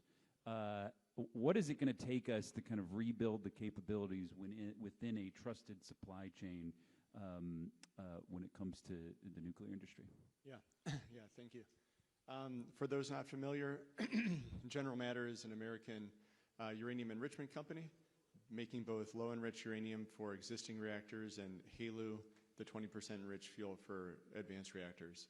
To your question on the Oval Office executive order signings, those 4 were some of the most positive pro-nuclear, policy changes in decades, I think. There was one in the NRC to really focus on not just the risks, but the benefits of nuclear. One to create a DOE pathway, one to create a DOD pathway, and then just general strengthening of the supply chain. On the supply chain side, sorry, the way I've always thought about it is, we're in a commodity market, we're making a fuel, we're doing a commodity service, it's called enrichment. It's sold in units of enrichment. And so if you want to not have that go offshore, you simply need it to be competitive. And for commodities, it's all about cost competition. And so, there's really 2 dimensions. It's what's your technology and what's your policy. On the tech side, I think this is really the domain of the private industry.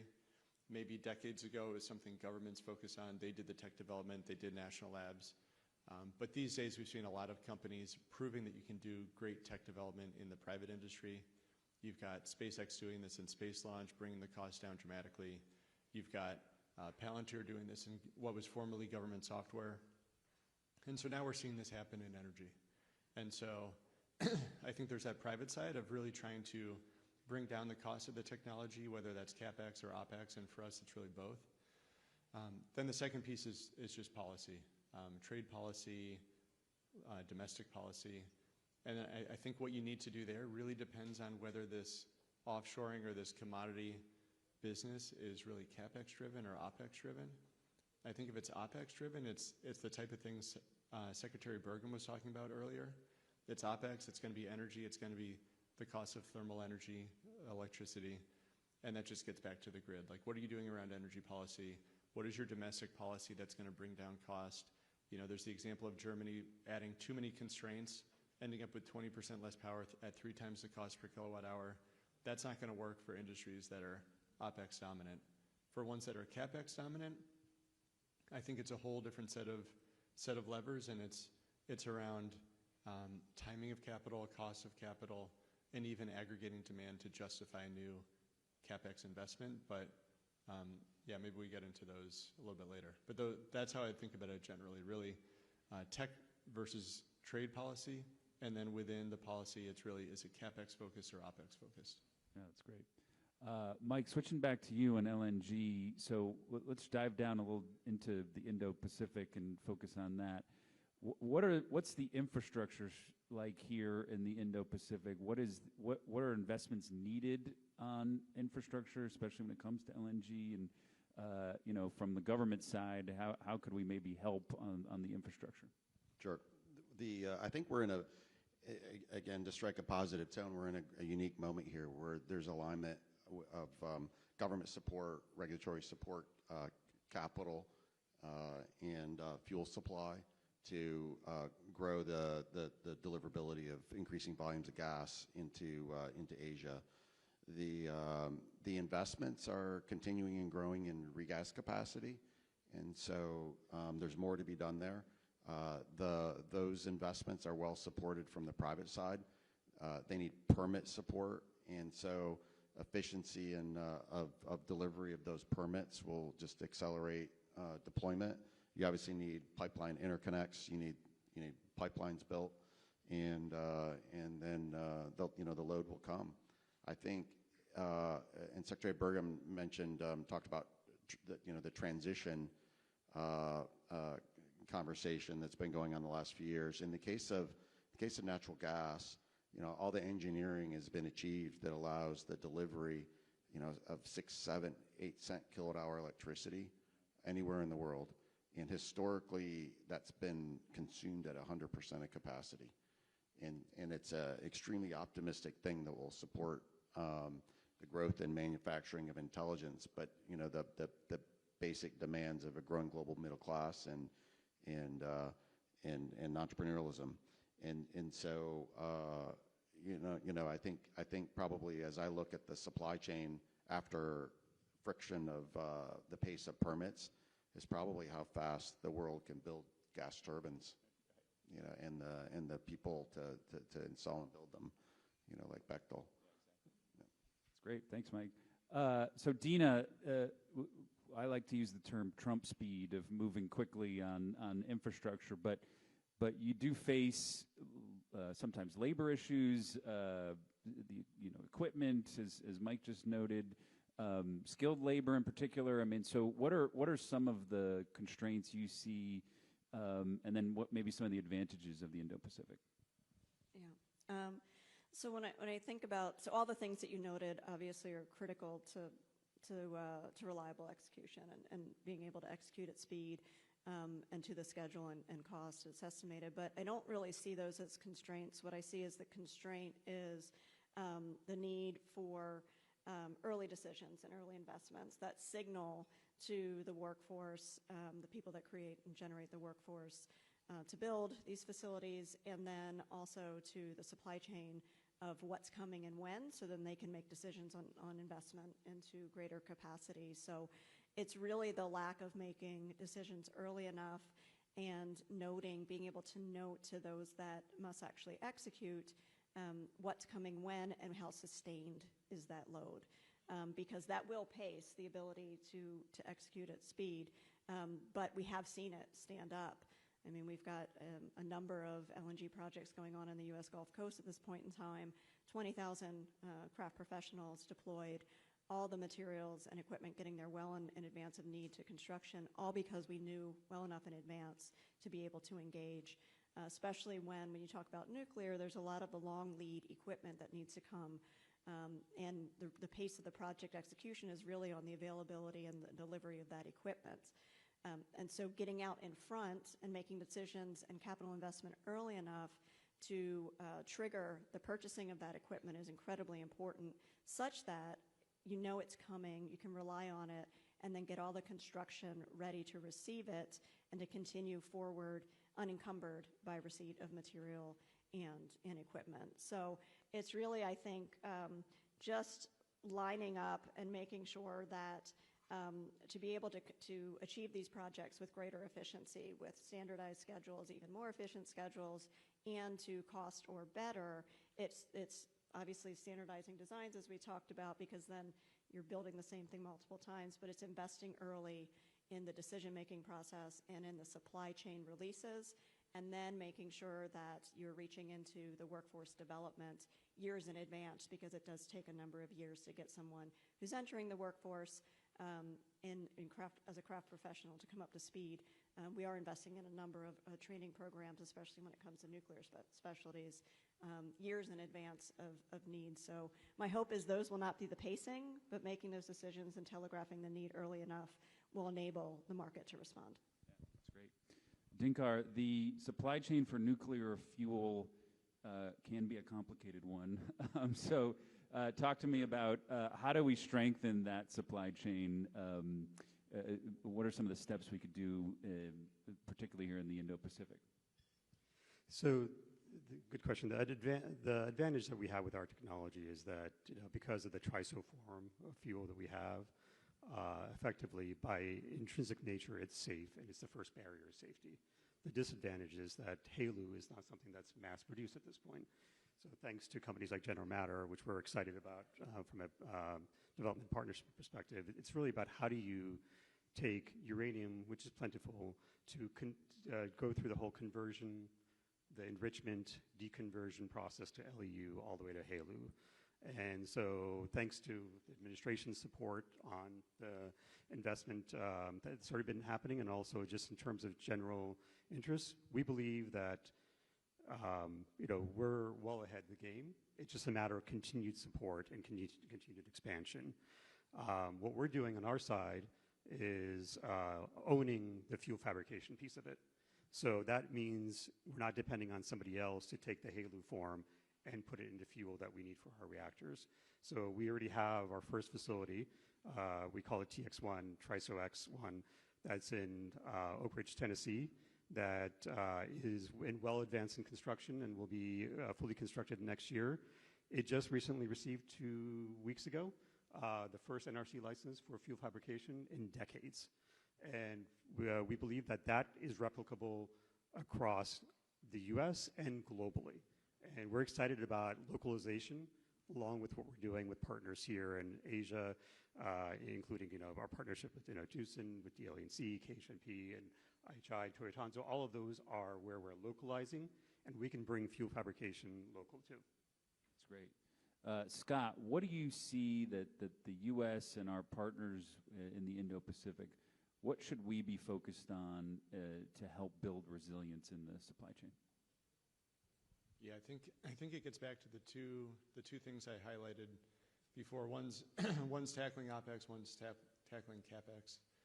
I think if you want more resilience in the supply chain, if you want more capacity, more production, lower cost, you need to catalyze that in some way. And I think it's really those three dimensions of, can you somehow convene demand? Can you get demand or some backstop for demand? Can you bring forward the cash from different contracts? Can you basically enable down payments in some way, enable upfront payments, and then can you otherwise reduce the cost of capital and bring more capital to bear? So I think on the first one, it's even things like what the Exim is doing in the U.S. with Project Vault. I think something like that, where there's a buyer of last resort, but that this is a market. Everybody believes it's going to be a market, but you get into some backstopping activities to catalyze that new investment. I think the second dimension of bringing forward capital from these contracts. So not even using public capital, but trying to find private capital that can finance construction just through the normal activity of signing a contract and making payments. If you can somehow finance that and bring that forward, all of that capital can go into capacity building, bring you back up to speed much, much more quickly to satisfy all the demand that's out there. And then finally, I think it's just bringing down the capital in other ways. So that's investing in each other's capacity building and doing so at terms that are going to be attractive, but just bringing that capital to bear on things that are very strategic for both sides of the Pacific. So those are the different ways I would think about it. But it's just trying to figure out how you catalyze investment in capital-intensive projects to bring that capacity online. That's great. We got a few minutes left here, so this one's actually going to help me do my job. I want to ask each of you, in order of what can we prioritize as the top issues that we can fix? So we try to fix as much as we can at the White House, at the Energy Dominance Council, as quickly as possible. But we've had some successes with that. But I'm going to be in a bunch of meetings with several government officials over the next couple of days. If there's something you could give me as a homework assignment of please fix this first when it comes to the Indo-Pacific, what would come to top of mind? Mike, go ahead. In the Indo-Pacific, it's the same as the United States. Is we need efficiency of permitting, the customer demand, the capital is all there, the engineering is all there.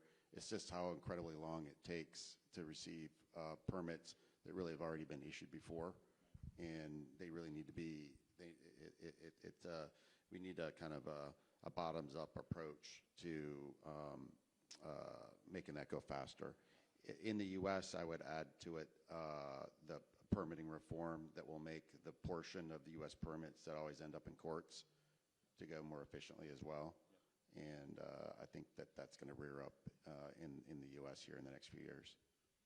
Yeah, well, permitting reform is definitely on my list for the U.S., don't worry.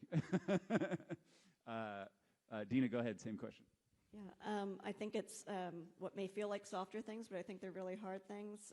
The first is early integration of all those that are actually going to be participating in what's to come. And what I mean by that is when you have engagement amongst the policymakers, amongst the regulators, the financiers, the project delivery team on what it's going to take to get something across the line, usually get a better product at the end of the day. I think the second thing would be just a real clear leadership on priorities. There's clearly a lot of objectives in energy stability and security going on, whether or not it's nuclear, LNG, or otherwise. But telegraphing what's most important when will help also with some of those things we talked about as far as bottlenecks, getting that information earliest. And then just making sure that industry, it really kind of goes back to the first one, that industry and government collaboration, that nobody executes on their own, but are actually looking to involve all parties on what success looks like. Great. Dinkar? So those are good points, and I'll try not to repeat them, but I think the one I would focus on is capital markets. At the end of the day, the minister mentioned it this morning in his opening remarks. When it comes to new projects, no matter what they are, it requires a little bit of sort of support just from confidence perspective. So if I were to think about the supply chain when it comes to scaling up, whether it's reactor pressure vessel manufacturing, whether it's any of the other components, it's going to require some support from just like we're seeing in the U.S. And the second thing is when we think about risk, it's not about biting off the entire project. It's about a graduated approach where you're doing infrastructure projects, whether you're doing LNG, whether you're doing nuclear, whether you're doing sort of enrichment. Ultimately, you're doing stage-gated approach. And knowing that you have support on the government side from a bridge capital perspective helps attract private capital. Private capital will get there. It took 20 years in many industries for that to get there. The only way we're going to get there sooner is by some accelerant. So we're excited about the partnership we already have. Great, thanks. Scott, go ahead. Yeah, I think the one common thing for anything you want to do industrially is going to just come back to energy costs. So it's whatever you can do to just keep driving down energy costs, make it more abundant. I think permitting is a huge part of that.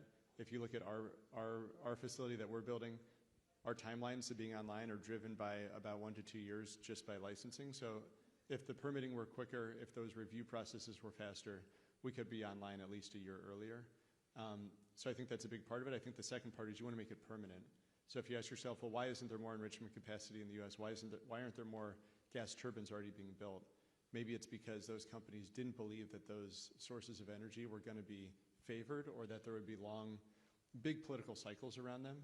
And therefore, do you really want to build something where it's a 10, 20-year project and you don't know what the future holds? So it's both a licensing side and then just trying to find some way to lock in policy and give companies certainty of this demand will be there and you should build for it.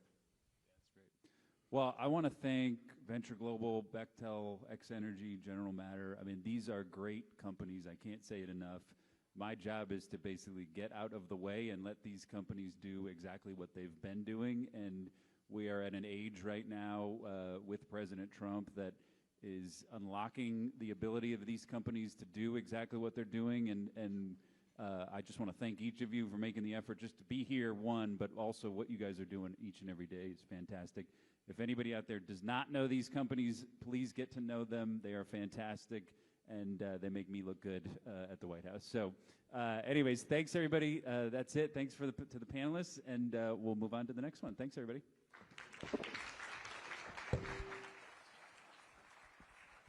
Okay, thank you very much to our panelists and our moderator. Please return to your seat. And there will be another deal announcement shortly, so please wait until our stage is ready.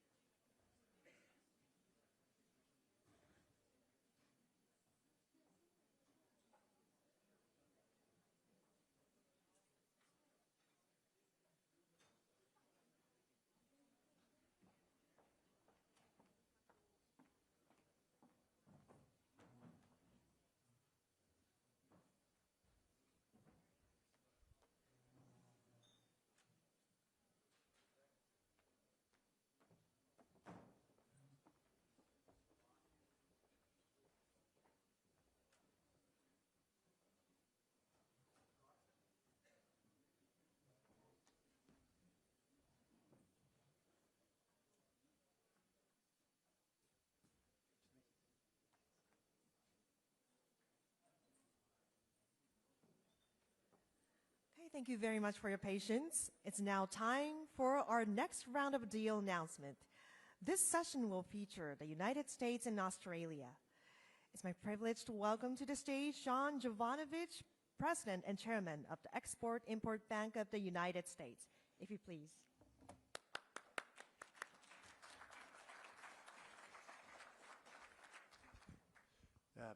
Thank you, everyone, and what a great pleasure it is to be here in Tokyo representing the Export-Import Bank in the United States, a 92-year-old institution that we've inherited, which has been a tremendous tool, an economic tool, not just for American economic security, but also as a way to better facilitate strategic economic relationships with our valued partners and friends.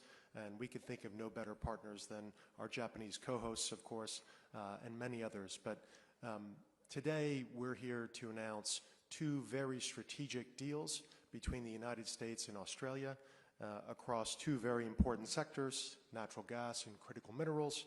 And I must say that partnering and working with our Australian friends, including Madeline King, who will be on stage in a moment, their Minister of Energy, but my counterpart at the Export Finance Agency, Export Finance Australia, and our single point of entry program, John Hopkins, who's here with us today, is an absolute pleasure. And so at the end of last year, President Trump signed the supply chain security framework with Prime Minister Albanese.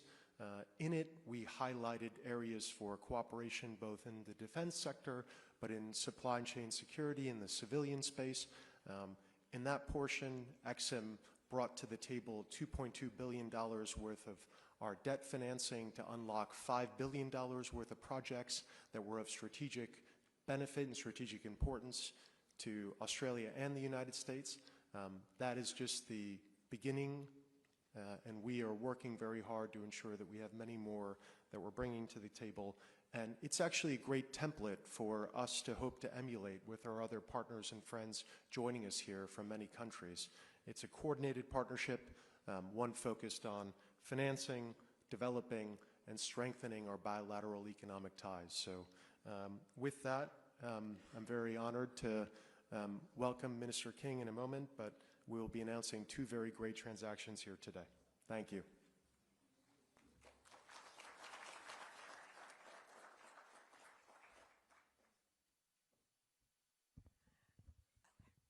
Thank you very much. So now please welcome the Australian Minister for Resources in Northern Australia, the Honourable Madeleine King.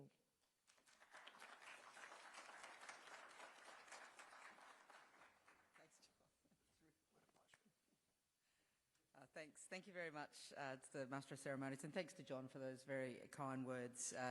Australia and the United States have been working very closely together on a number of fronts, particularly after Prime Minister Anthony Albanese signed the US Australia Critical Minerals Framework Agreement with President Trump in October last year at the White House. And ever since, John and I have been working very closely together on particularly critical minerals deals, but I know we're going to speak about a gas project as well this morning.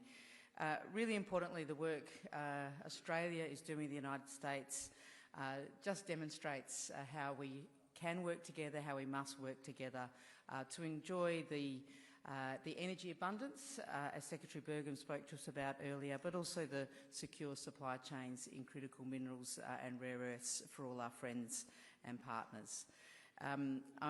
Also, I just want to acknowledge the Government of Japan for their support for this, hosting this really tremendous event here in Tokyo, one of the great world cities. And I'm excited to be here supporting RZ Resources, a great Australian company that has received very important support today from the United States through the Exim Bank.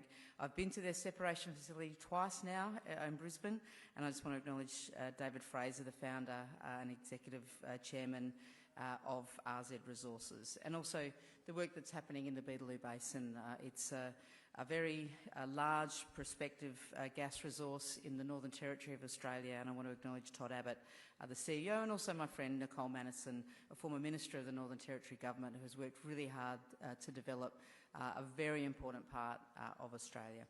And thanks once again to my friend John for all the work you're doing, for all those involved in these projects, which take an awful lot of work, a lot of commitment, and really importantly, they'll secure both energy supply chains through LNG, but also the really important critical minerals and rare earth supply chains we all need for everyday life. So thank you all very much.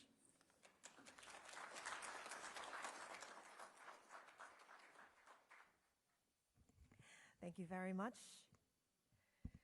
So now, the first deal features Tamboran Resources and Falcon Oil and Gas.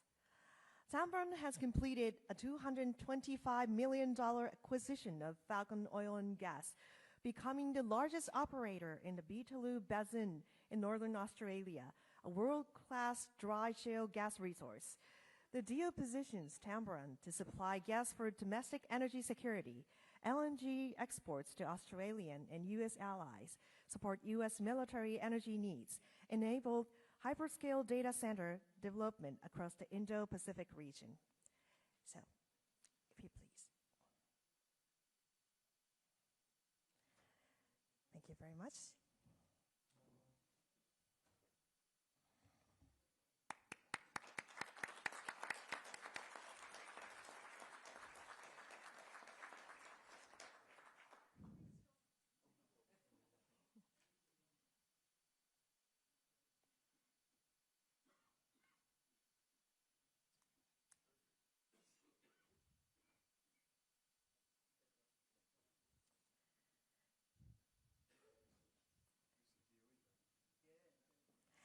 Thank you very much.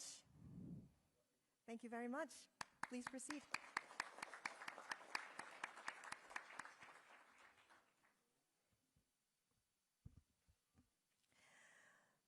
Now, the second deal is the RZ Resources Kopi project signing. The RZ Resources is advancing the Kopi project, a globally significant critical minerals and rare earth development in Australia, with expected 57-year minimum life and estimated 3 billion tons of mineral resources. The project is expected to produce approximately 344,000 tons of heavy mineral concentrate each year, including titanium, feedstock, zircon, and other strategic mineral essentials to advance manufacturing and defense supply chains. So please start.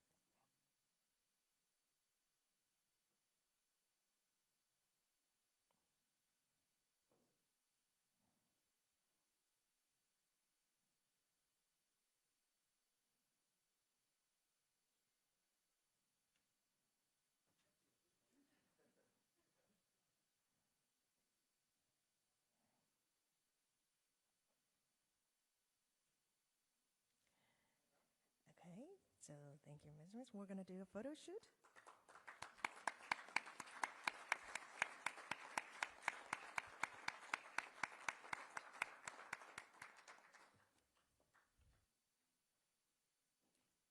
Are we okay with the photo?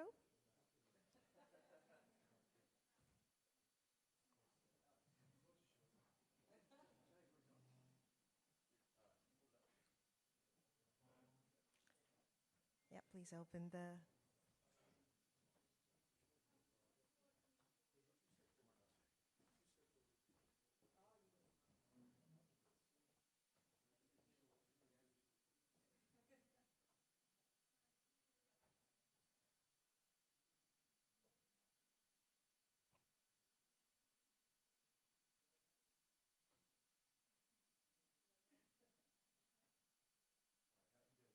Thank you very much. Thank you very much. Please step down from the podium. Thank you.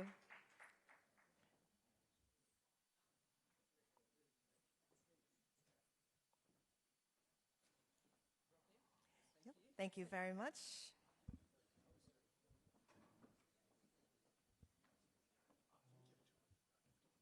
Thank you very much.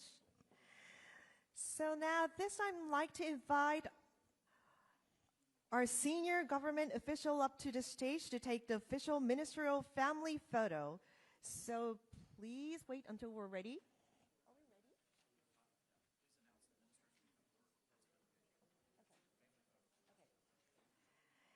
Okay, so may I please call on Minister Akazawa, Secretary Burgum, on our stage, our senior U.S. government officials, as well as our visiting head of state and minister to the stage for photo. So everyone else, please enjoy a quick networking break. We will begin again in 50 minutes. Thank you very much for your cooperation.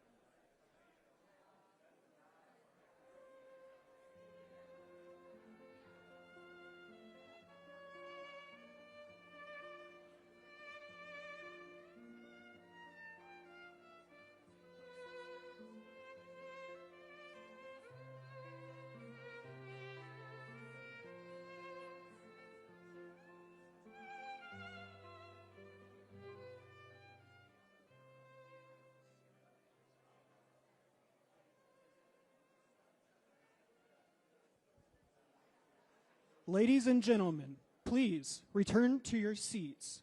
Our program is about to begin.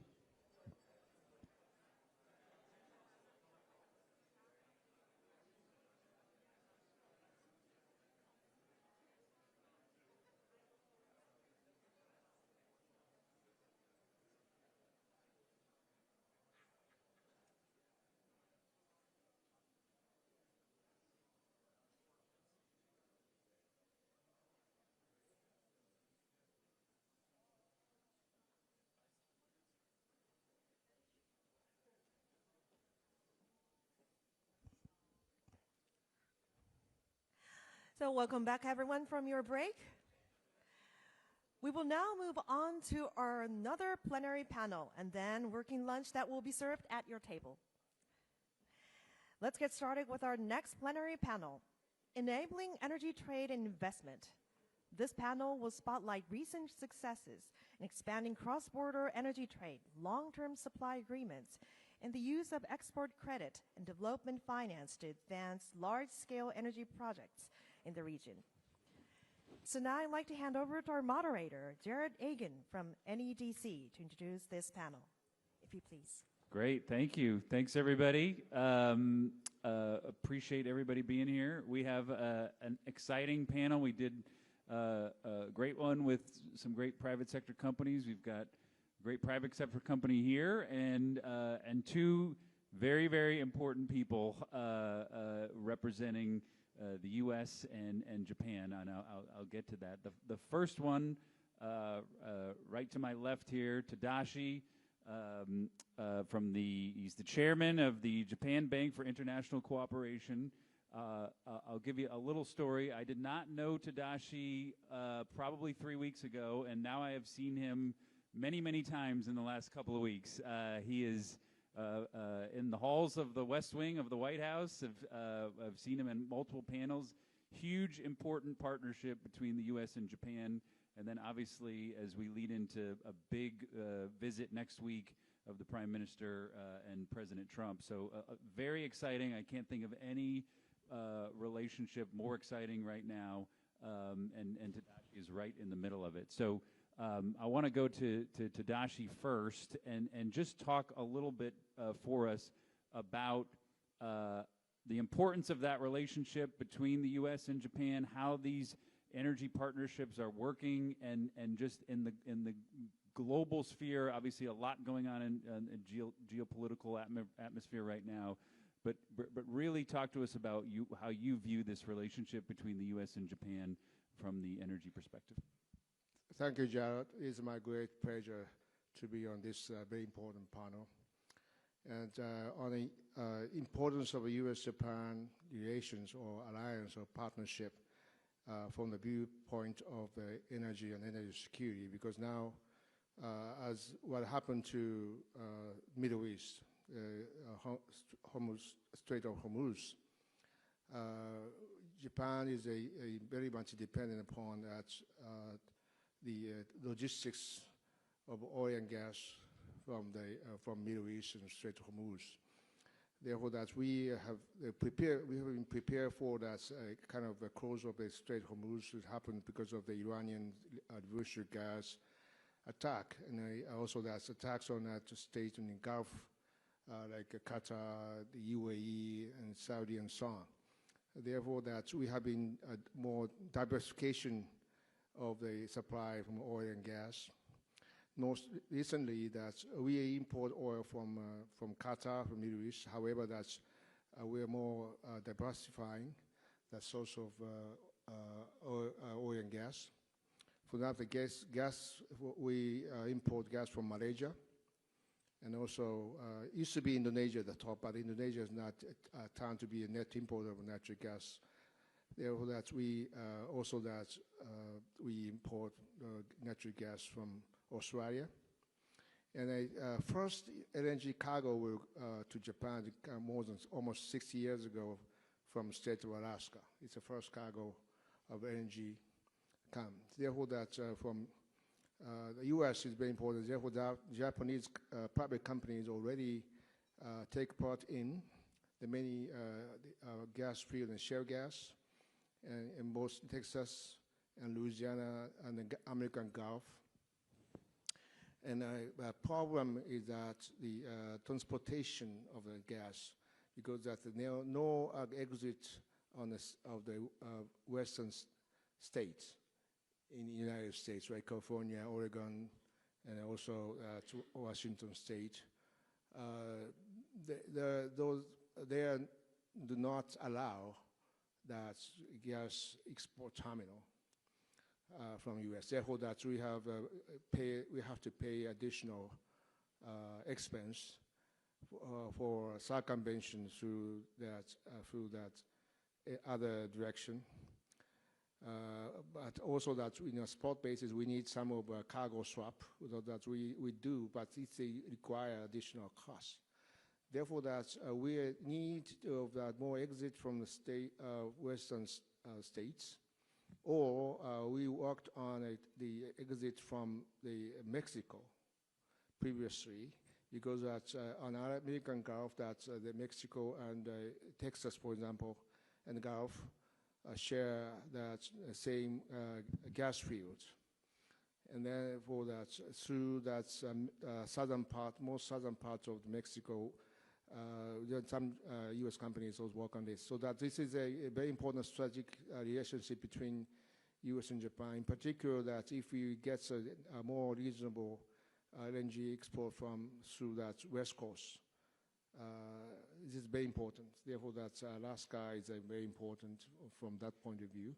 So that we are now more than happy to develop the idea to materialize that Alaska LNG project at reasonable price, and also that the pricing formula, LNG price is based upon, even if it's a long-term contract, that's based upon that Japan crude cocktail JCC, it's oil prices. Therefore, the oil price is going up. That price of LNG is going to be going up.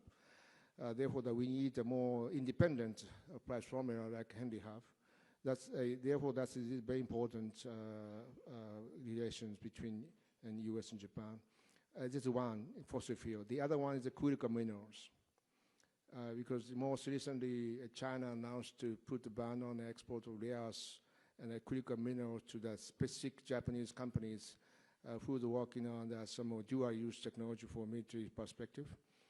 This is a very, we experienced once before that in 2010, and then China weaponized this critical minerals as an economic statecraft. Therefore, that we need to protect our national interests through the partnership with the United States. Great, thanks, Tadashi. I want to introduce John Jovanovich, the president and chairman of the U.S. EXIM Bank. To give you a little flavor, companies come in and see me all the time at the White House, and I think one of the top 3 questions I get is, can you introduce me to John, and can you get me a meeting with the EXIM Bank? I don't want to steal his thunder. John pulled off one of the biggest deals that we've done in President Trump's administration. I'm sure he'll talk about Project Vault, but he has hit the ground running. He is on fire at the EXIM Bank. John, I want to open it up to you. And as you look at the Indo-Pacific, one of the tools at the forefront of President Trump's administration is the EXIM Bank. How do you view the tools at your disposal to help on energy in U.S. Indo-Pacific development? So first off, Jared, so grateful for your partnership and your leadership at the White House and the entire National Energy Dominance Council. You're just great advocates and great allies across the board. For the audience, just a quick bit of background. The Export-Import Bank of the United States, as I mentioned a moment ago, has been around for 92 years, started by President Roosevelt to help bring about national economic security for the United States by way of supporting well-paying jobs at home, and became and sustained as a very important tool for economic diplomacy. And so thanks to President Trump's leadership and his very clear vision, we've been able to revitalize and reawaken all the great muscle memory that 92 years of our institution has around 4 key strategic priorities, Jared. And along the way, we haven't just inherited a great American powerhouse, we've also inherited very important relationships. And I can think of no relationship more important than our relationship with our Japanese partners and friends.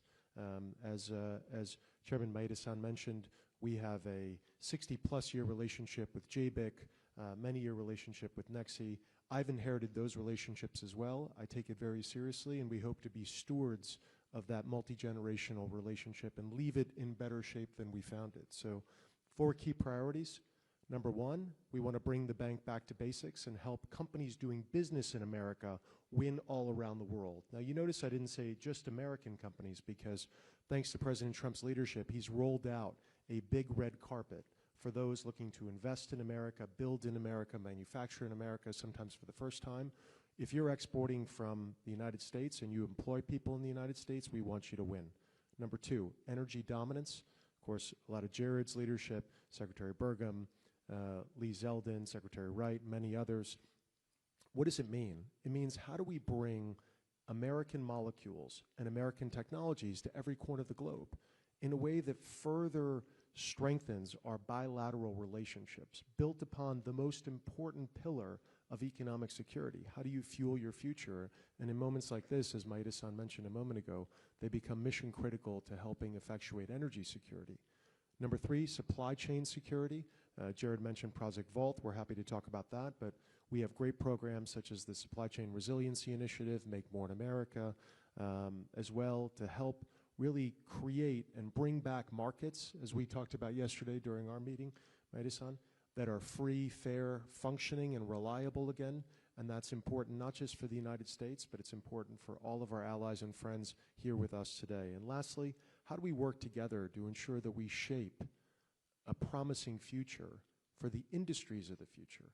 So whether it's artificial intelligence, where XM, we're very grateful to be a part of the President's Global AI Export Plan, led by my good friend and classmate Michael Kratsios at the White House. But it's also dual-use technologies, which we talked about yesterday, of growing importance. So all of these are examples where we want to be able to work together to extend a hand of economic cooperation and ensure that we could fortify these lasting partnerships for many years to come. Thanks, John. William Campbell from I Squared Capital. I am so excited to get him to come see me at the White House after this. We were talking last night. He is involved in some excellent and important infrastructure projects. So excited for his perspective here. You're kind of representing private sector capital here. Tell me a little bit about some of the things you're up to, but also how do you view infrastructure and what needs to be done on infrastructure improvements here in the Indo-Pacific to really unleash the flow of energy? Thanks very much, Jared. It's a pleasure to be here, and particularly with such an illustrious panel. I'm really delighted to be a representative of the private sector here. I Squared Capital is a global infrastructure investor, manager. We invest in energy, very broadly speaking. We invest in digital infrastructure, in transportation and logistics, and environmental infrastructure, really globally. We're present right now in about 70 countries. So we have a very broad global remit. We build really important, developmentally critical infrastructure in countries all around the world. We, in energy, invest completely through the value chain from gas production and pipelines in the United States. We were one of the early investors in Venture Global and delighted to see the great successes they brought around. We also invest in downstream energy infrastructure in emerging markets and look at that really closely. We work very closely with development banks, DFIs, XM banks to support our projects because we feel that they provide a very critical role. One example, which I think is relevant to the discussion we've got today, is a project we did in India with the support of the DFC called ThinkGas. ThinkGas is a really interesting company. It's a health initiative of the Indian government, to be honest, where we are rolling out compressed natural gas, city distributed gas to individual homes to replace coal and cow dung as cooking fuels, and putting in compressed natural gas pumps and petrol stations in a concession area in India that covers literally about 100 million people. So it's an enormous big project designed to benefit the health. The DFC, the Development Finance Corporation in the U.S., was an early investor in that project and has been a big supporter of us. And happily, we've seen that project grow and flourish and do very well, except the fact is we've looked ahead and we realized that India is running out of gas to be able to support the long-term growth of that project. And so that triggered a lot of thinking on our part, and we've realized that there just isn't the infrastructure in much of South Asia and Southeast Asia and India and Southeast Asia to be able to import the kinds of volumes of LNG that we need and other refined fuels in other parts of Asia. And so we've set about developing an Asia energy infrastructure platform. This will be a broad platform. We've identified at the moment 10 projects that we think are executable, that we think bring real value to South and Southeast Asia, and we're looking to execute them with the support, hopefully, of the U.S. government for these projects, because we think that they bring about important benefits for the United States as well. Right now, we've heard all morning long that there's a great supply of LNG coming on. There's in India and Southeast Asia, there's enormous growing demand. Those countries are industrializing, the urban populations are expanding tremendously, so there's a huge demand. I think a lot of estimates show that that region of the world will be the fastest growing energy demand in the world. So it's a very significant kind of region. So you've got great demand, you've got great supply, but there's no infrastructure. And the role that we play is to build that core infrastructure. That's what we're known for, is building really core developmental infrastructure. So in India, for example, we have a project to build an LNG facility on the west coast of India that will allow the import of critical LNG that support not just our project, but other projects that are going on in India. So it's an important kind of thing. We've identified similar kind of projects elsewhere in Southeast Asia, and even in Australia. We're talking to the government there about some projects that we may do there as well. So there's a lot of critical kind of opportunities. That's great. Tadashi, I often talk about Trump speed. It's moving things at the speed of Trump, and I think you also move at Trump speed. And so tell me, how is JBEC accelerating projects to get a lot of this energy that we've heard a lot about energy addition. You play a critical role in accelerating projects. Tell me a bit about how you view that from JBEC. Okay, well, our expertise is both using capabilities of making the equity investment and debt financing all combined together, so that we play a certain role of like a sovereign wealth fund. So we have a strategic investor, and also we are doing some capabilities of making private equity and also that venture capitals as well. So that we are now fostering that a startup.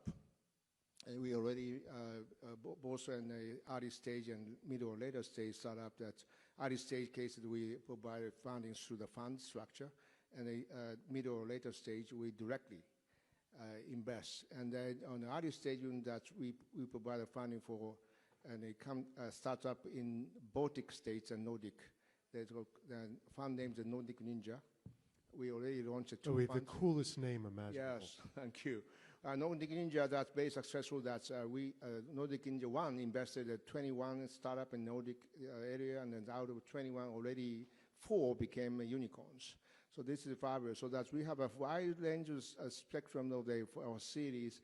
Therefore, that we also are doing a lot of the track record of infrastructure financing, and therefore we have been partnering with other partners in the country like Exim Bank and also USDFC, and also there's some sovereign wealth fund of Middle East like ADQ Abu Dhabi, Mubadala Abu Dhabi, and also that we line of credit to Abu Dhabi National Company, $24 billion line of credit to the ADNOC. So we are doing, our network is a very globally spread, but we need to have a very more tangible project to be from the day one. We are accelerating the project preparation, and then the monitoring, and then put equity or debt in a strategic way. So, and also that we bring some of the partner from the like-minded countries. We have a signed MOU with already twice, 3 times with the DFC and Exim, and also that today the USTDA. So this is a very important role of us. So that's this is a mindset, and our network is very wide. Most recently, I decided to make a new international office in Poland. We're going to support the states like Ukraine and Western Balkans and so on. And also that one of our priority is nuclear. So that we are the second largest shareholder of the American company NuScale. And then that we deploy NuScale SPR to the state of Tennessee, TVA, and this federal agency of utilities in the United States. And also that GE Petrova Hitachi's small modular reactor as well, is a BWR X300, and also the gas and others, so that we have a more comprehensive approach to materialize the project. Great, thank you. John, there's so much potential in advanced technology and manufacturing here in the Indo-Pacific. What do you view as some of the best and biggest opportunities around advanced technology and manufacturing here? Yeah, so as Secretary Burgum mentioned this morning, the thing that is foundational, the common thread throughout all of these industries of both today and the future are critical raw materials, critical minerals. And so take Project Vault, for instance. President Trump challenged us to do something very difficult and historic, which was create the first ever strategic reserve for critical minerals, critical raw materials in the United States, focused on civilian manufacturing, so non-defense purposes. And we sought to create something that had never been done before, but that put America's best foot forward, something that was both publicly and privately funded, so with $10 billion of Exim financing, our largest loan by a factor of 2+ in our 92-year history, nearly $2 billion worth of private sector capital, something that Maeda-san can relate to. Many of these partnerships JBEC has pioneered. But there are 2 very important features that are very critical for the people in this room. Number one, it's demand-driven, Jared, as you well know. So we're driven by what the manufacturers operating in the United States say they need when they need it most. So where there's a just-in-time inventory model, we're trying to create a tool for just-in-case, which people are more and more planning for.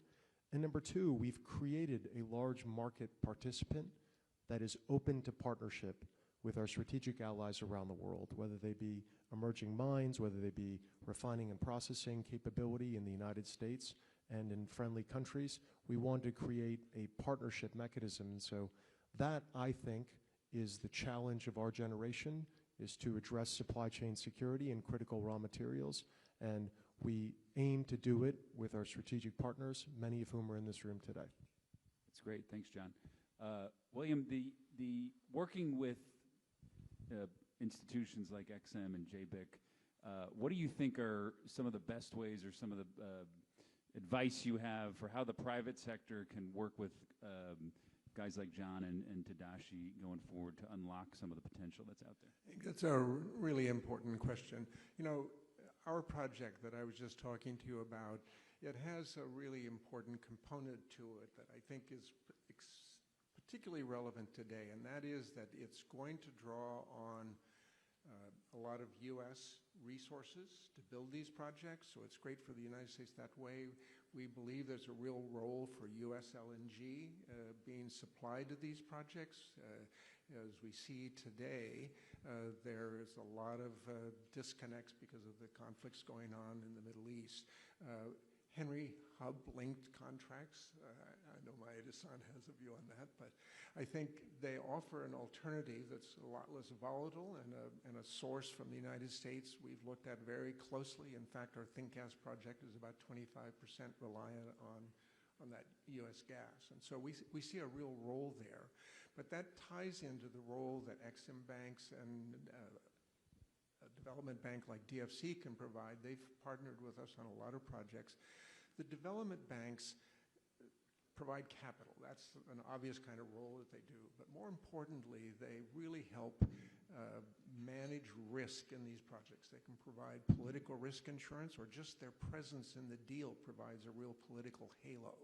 And that political halo is super important to make sure that the host country and the people there working with us are doing everything right. We've had a couple of instances where the role of a DFI has been critical in salvaging a project because some lower level government official was trying to do something that wasn't quite on the up and up. So that role is very important. But they also play other more subtle kind of roles that I think are very important, and we really encourage anybody who is investing in these markets to try to work with them.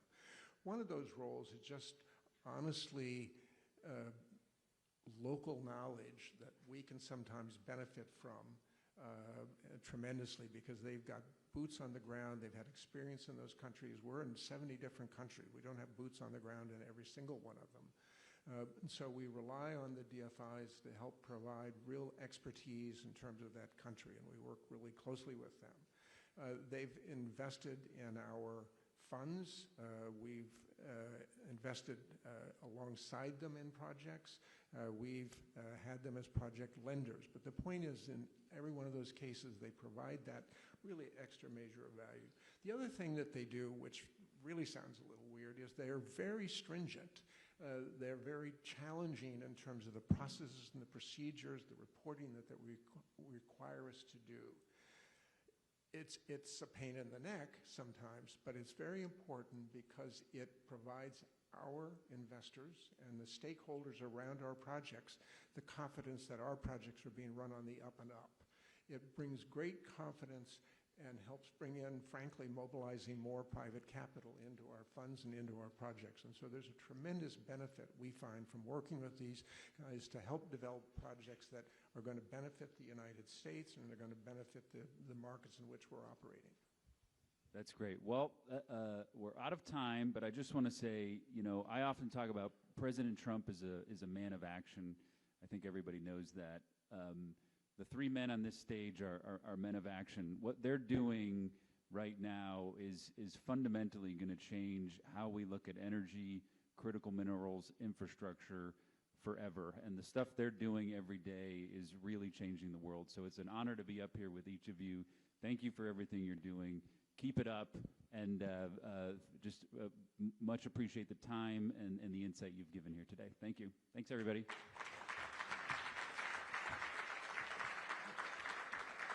Thank you very much to our panelists and our moderator.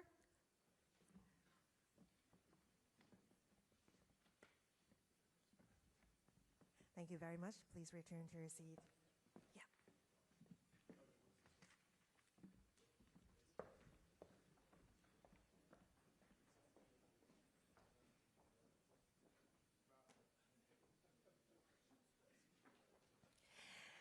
And now, ladies and gentlemen, it's now my honor to introduce the special guest for keynote remarks, the Honorable George Glass, the United States Ambassador to Japan.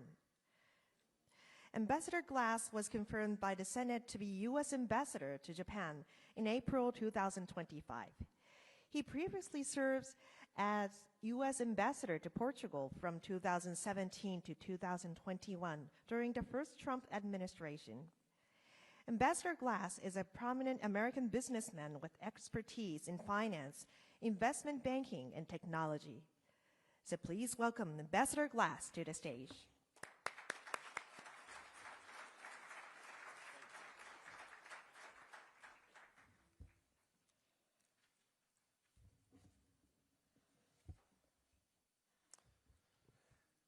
Good afternoon, everyone. Thank you very much for being here today. It is a great honor to be able to be here and speak to you. And welcome from Mission Japan, Tokyo, for all of our visitors from outside of Japan. It is wonderful to be able to get together with this size of group and to sit and watch the transactions that are going on are fascinating. It is enlightening, and it gives me a lot of confidence that the United States, Japan, and the entire Indo-Pacific region are working in the same direction to grow and have sustainable energy. So thank you for being here, and I want to thank the Japanese for joining the United States to host this crucially important weekend forum. And thank you to everybody here, because it's all of you who hold the key to securing the Indo-Pacific's energy future. It is no overstatement to say that this region at this time is a global epicenter of economic growth and technology innovation. Home to more of half of the planet's population and around 60% of global GDP, the Indo-Pacific stands at the forefront of digital transformation of all the world's economies. With the explosive rise in cloud computing and AI, and demand for data centers is surging, and by the end of the decade, we can expect to see data centers in the region double in number and triple in capacity, and attracting annual investment that could exceed $3 trillion. The challenge we all face now is how to power this momentous event. And our President Trump, on the very first day in office last year, he certainly made energy a priority. He promised to unleash American energy production and to maximize the huge potential of America's abundant natural resources. And that is exactly what we are seeing today, and it is exactly what you all are doing today. The United States has reestablished itself as a world-leading energy producer and exporter. And the proof is there in the numbers. The U.S. exported more than 100 million tons of LNG last year. That is the first country to reach that incredible milestone. And demand for American LNG continues to climb, particularly here in the Indo-Pacific. Reviving America's manufacturing, powering the AI revolution, and strengthening our economic security require reliable and stable energy. And the United States is delivering just that. But this isn't only about meeting America's domestic energy needs by any stretch. It's also about supplying plentiful and affordable energy to our Indo-Pacific allies and partners. Because America's success in the Indo-Pacific is the Indo-Pacific success. And as regional economies in this new digital era grow, demand for dependable baseload power will accelerate too. Japan is one of America's biggest energy partners. And with Japanese companies now investing billions of dollars in U.S. energy infrastructure and production projects, it's not limiting our partnership to traditional sources of energy. We are ramping up our cooperation in next-gen energy technologies like SMRs as well. And Japan understands what is at stake. Prosperity and progress are reliant on and resilient, and they require a secure energy supply, secure energy systems, and infrastructure.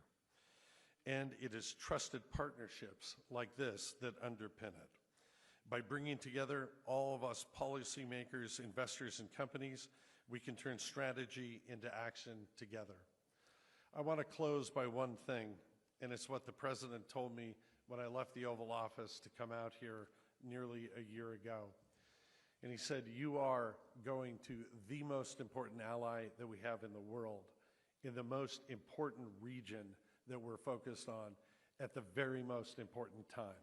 And that is absolutely fulfilling at those words and President Trump's vision. We are here to get business done. And so I greatly appreciate the ability to see these deals being signed, and it is enheartening to know that we're all moving in the same direction together. So once again, I want to say thank you very much for being here today. It has been an honor to talk to you. Thank you.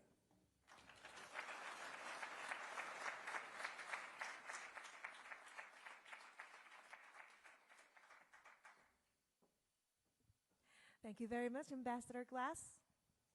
So now it's time for a lunch. So everyone please remain seated. Lunch will be served at your tables.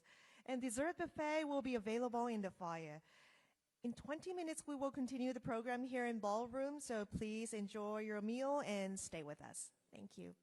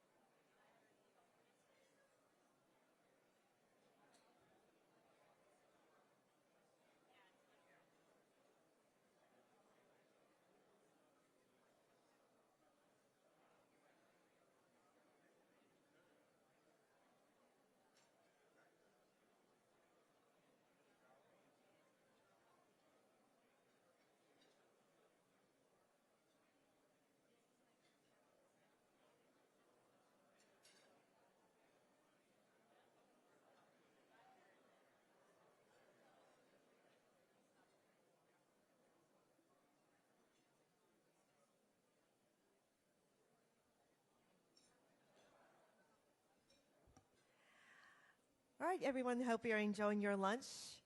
Now let's get the afternoon started. It's now my honor to introduce the moderator for our next panel titled Aligning Policy and Power, U.S. Leadership on Energy Security.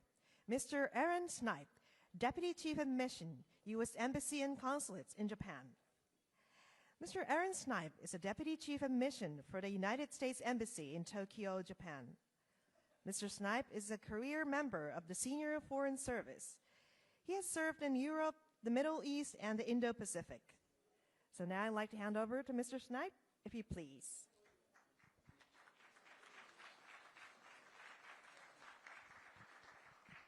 Excellent. Thank you so very much. Again, Aaron Snipe, Deputy Chief of Mission at the United States Embassy here in Tokyo, and it is such a pleasure to welcome you all.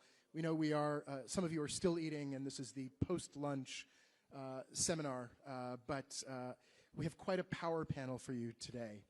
So without further delay, let me introduce our panel, two of whom you have already heard from, but really looking forward to hearing more, and then one you haven't. So first and foremost, the United States Secretary of the Interior and Chair of the National Energy Dominance Council, Douglas Burgum. Next, the Administrator of the United States Environmental Protection Agency, Lee Zeldin.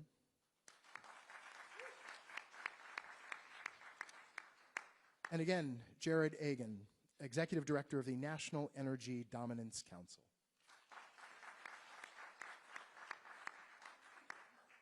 Excellent. Well, since we've heard from Secretary Burgum and Executive Director Agan, let's start with EAP Administrator Zeldin. Sir, for those who know, the EPA's focus tends to be domestic. So there may be some in the audience who are wondering, what would the role of the EPA be in energy security here in the Indo-Pacific? Well, this is a forum about strategic partnerships at such a key moment in time for the Indo-Pacific. And as you look to the United States under the leadership of President Trump, and you view an agency like EPA to try to assess what the next few years are going to look like, you can confidently see an agency that in the past had taken action to suffocate entire sectors of our economy, including our energy economy, trying to strangulate out of existence sources of baseload power, reliable, durable, affordable baseload power. President Trump gets elected, he comes in, and he has all agencies applying common sense, being pragmatic. An agency like EPA striking that balance to both protect the environment and grow the economy, to pursue permitting reform, to make it easier at less cost with more certainty to be able to invest in the United States, to be able to get your project from the beginning over the finish line. We will, at the EPA, finalize more deregulation in 1 year than entire federal governments in the past in the United States have done across entire presidencies, across all agencies. It's deregulation.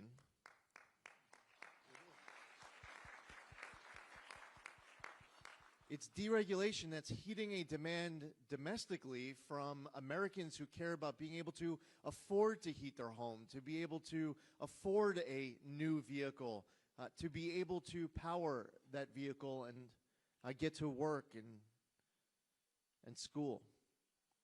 So as we gather here over this weekend and we talk about strategic partnerships for the Indo-Pacific, you know that under President Trump's leadership in the United States, that all agencies, including the Environmental Protection Agency, will be focused on top of our core missions, unleashing energy dominance, pursuing a key leadership role in artificial intelligence, which you heard Secretary Burgum touch on so eloquently this morning, working to make more vehicles affordable, to create more auto jobs.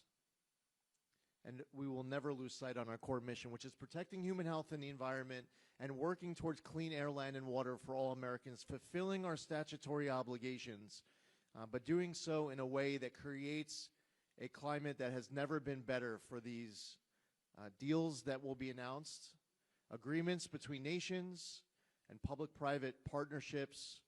While this is a first forum, and Jared, you and your team at the White House, your incredible leadership that we get to view every day when we're back home, to see it here in Tokyo on the world stage is just so exciting for the future. Instead of government going out of its way to stifle these opportunities, we are tearing through roadblocks at the national level to make anything possible. That's excellent. Thanks so much, Administrator Zeldin. This is, I think, a very clear articulation of President Trump's vision for this unleashing and this idea that economic dominance is actually economic abundance, that this abundance has an opportunity for our partners in the Indo-Pacific, our allies all around the world, to tap into this, which creates this greater prosperity, not just for the United States, but for all of us. So I guess, Secretary Burgum, I would ask, and I think it's on the mind of many. Oh, is it? Okay. I listen to my secretary. Yeah, so I guess thinking about President Trump's vision, he's made diversifying critical mineral supply chains an absolute priority for the United States. In our work here in the Indo-Pacific, we see it at our embassies around the world, who are deepening our relationships to ensure that those supply chains are unfettered, certainly when our adversaries seek to do so. In your view as Executive Director, how important are critical minerals to energy security? Very important, but you know, what the National Energy Dominance Council is all about is results. And when it comes to critical minerals, it's about getting results quickly at Trump speed. And so I'm sure everyone's here enjoying the lunch, and I'm sure the chicken is good. But the reason everyone is here is for the deals. And what we're doing is, at President Trump's directive, it's getting the folks in a room like this to come through with results and actual tangible deals that are actually going to close the gap when it comes to critical minerals, unleash energy. And so we've flipped the script, I think, under President Trump. No president has put energy at the forefront like this president has. I tend to call him the energy president because of what he has done when it comes to energy. Energy is national security, energy is foreign policy, and when you talk about critical minerals or supply chains, all of that is hugely important, and everyone sees it in the headlines every day right now. And so if you look at what President Trump has done, on critical minerals alone, just a couple weeks ago in the Oval, we talked about it with John Jovanovich here on the last panel, the biggest deal in EXIM Bank history by double of Project Vault, just on critical minerals alone. He is unleashing the tools of government at rapid speed to catch up and to make sure that our supply chains are stronger than ever. So it's really all about results. Just this morning, the president used his authority to help unleash offshore drilling in California so that California, which gets most of its fuel sources, and the secretary is better at talking about this than anybody, from foreign sources. Now the president is taking action on that. And so every day he's moving at Trump speed to fundamentally change how supply chain and how we look at energy all around the world. So it's really all about results. It's getting everybody in rooms like this, not just to have nice chicken lunches, but to really walk away with tangible deals and tangible results. And I think when you talk about critical minerals, I have never seen the urgency at the White House around critical minerals. Our team, we've got a couple experts on critical minerals. They're pulled into every meeting that needs to be at the table to talk about how important this is, to talk about how we move things as fast as possible. And so there has been an urgency on critical minerals from day one in the White House, and I think you're seeing the real results of that. The president is looking at things from a completely different perspective, equity deals, using all the levers of government, XM Bank, all of that now to close the gap. And then we had a massive critical minerals, Secretary Rubio had this massive critical minerals ministerial just a couple weeks ago. And the amount of countries that attended that signed up to partner with the U.S. that very day and are continuing to do it now has never been seen before. So the president is delivering real results on the board every day when it comes to critical minerals. Excellent. Thanks so much. Now, this concept of Trump speed, I would assume that when you came into your position, you found a United States government that was perhaps stovepiped, perhaps the bureaucracy was maybe getting in the way of really allowing President Trump's vision to be executed at that Trump speed. How have you, in the Energy Dominance Council, been able to break down stovepipes, ensure the bureaucracy is not standing in the way? You talked about Secretary Rubio hosting that really fantastic critical minerals forum, but talk a little bit more about how representatives of government here can take that speed, that message, and apply maybe lessons that you've learned or executed in their own governments. Yeah, well, it's really about we have a unique opportunity with President Trump in particular, but I'm sure there's a lot of leaders out there. I talked about on the last panel, President Trump is a man of action, and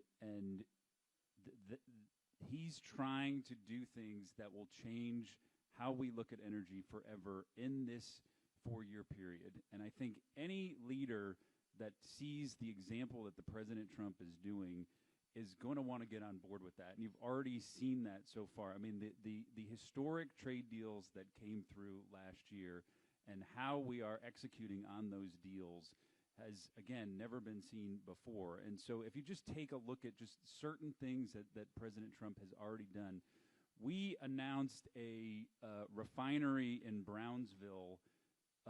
It seems like a while ago, but it was just earlier this week. I mean, that's the first refinery that's going to be in the United States in 50 years in the Gulf of Mexico, or the Gulf of America, sorry. And that is done because of the historic trade deals, because of the relationship with India. And so now we're going to have the first refinery in the U.S. in 50 years because of the position the president took on the global stage. We talked about Sable offshore just happening this morning. That's now oil production and pipeline in California. Even before that, just a couple weeks ago, the president announced a historic deal with Japan on a offtake Sentinel Gulf Link, which is an offtake port off the coast of Texas, which is going to come over to Asia. And so these are three huge projects that have all come down over the last few weeks that fundamentally change how, it unlocks producing in the United States and then unlocks how we are going to export energy all across the world. And again, that not only is an energy issue, it's a national security issue and it's a trade issue. That's great. So, Administrator Zeldin, in that same regard, talking about breaking down stovepipes, we've spoken a lot about how deregulation unlocks abundance, it unlocks potential. That is something that you are keenly focused on every single day. Talk a little bit to us about how you are using deregulation to really execute on this abundance agenda when it comes to energy. So last year after confirmation, I went to all 50 states in my first 9.5 months, and I was attending just groundbreaking after groundbreaking after groundbreaking. New small modular reactor in Idaho Falls, Idaho. New Microsoft data center in Cheyenne, Wyoming. A new Google data center in West Memphis, Arkansas.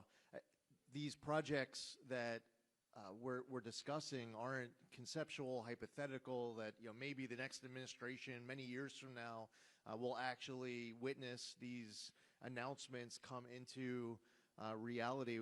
We're seeing the ground breaking all over the United States very purposefully and very quickly. Trump speed, For me, I experienced it in one way. The first moment President Trump was sworn in office, he signed an executive order. We had just had the Los Angeles wildfires. EPA was responsible for completing the phase 1 hazardous material removal, which was supposed to take many months. His executive order said we have to complete it in 30 days. The first response was, that is impossible. And the reality is, at Trump's speed, anything is possible. We just have to figure out how to meet this moment because the President of the United States has ordered us to. We got it done in just less than 30 days so that Army Corps could come in and complete their phase 2 debris removal. One of my first meetings at the White House after confirmation, I was witnessing a back and forth with another member of the cabinet.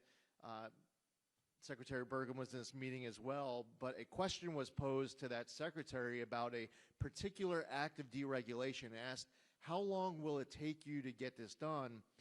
The response was 18 months, and the senior official for President Trump, knowing exactly what Trump's speed is, said, well, why can't you get it done in 6 months? And they pressure tested it on the spot, back and forth, the entire Administrative Procedures Act. How long is it going to be at OMB? How long is the public comment period? How long is it going to take you to write a final rule? And they ended up getting it down at the table within about 8 minutes. It was down to 9 months. Trump's speed is really about making anything possible to do things as quickly as we can. And we get to witness it all of the time. If Doug and I and Jared has been in these meetings as well, Secretary Wright, the Secretary of Energy, and Secretary Lutnick, when the National Energy Dominance Council is sitting there with the President in the Oval Office, if we had an agenda that said, item 1 is critical minerals, and we would naively, ignorantly think that we were going to have a 30,000-foot conversation about the topic of critical minerals, the President is asking specific questions about batteries and chips and magnets and lithium and copper and nickel and deals that are going to be reached and projects that he intimately is quite familiar with. And it's just amazing to witness. So the expectation is that when within your agency you are given a task of deregulation, you better be prepared when you walk into that White House, that you are prepared to answer why it cannot get done even a day quicker. And it's the way that our government should always run. But ultimately in our country, we have a republic where people have not just a say, they determine who their members of Congress are. They determine who our president is. And there's a saying that a lot of Americans can get tired of hearing because we've heard it 1,000 times, or 10,000 times. Elections have consequences. Okay, we've heard it over and over again.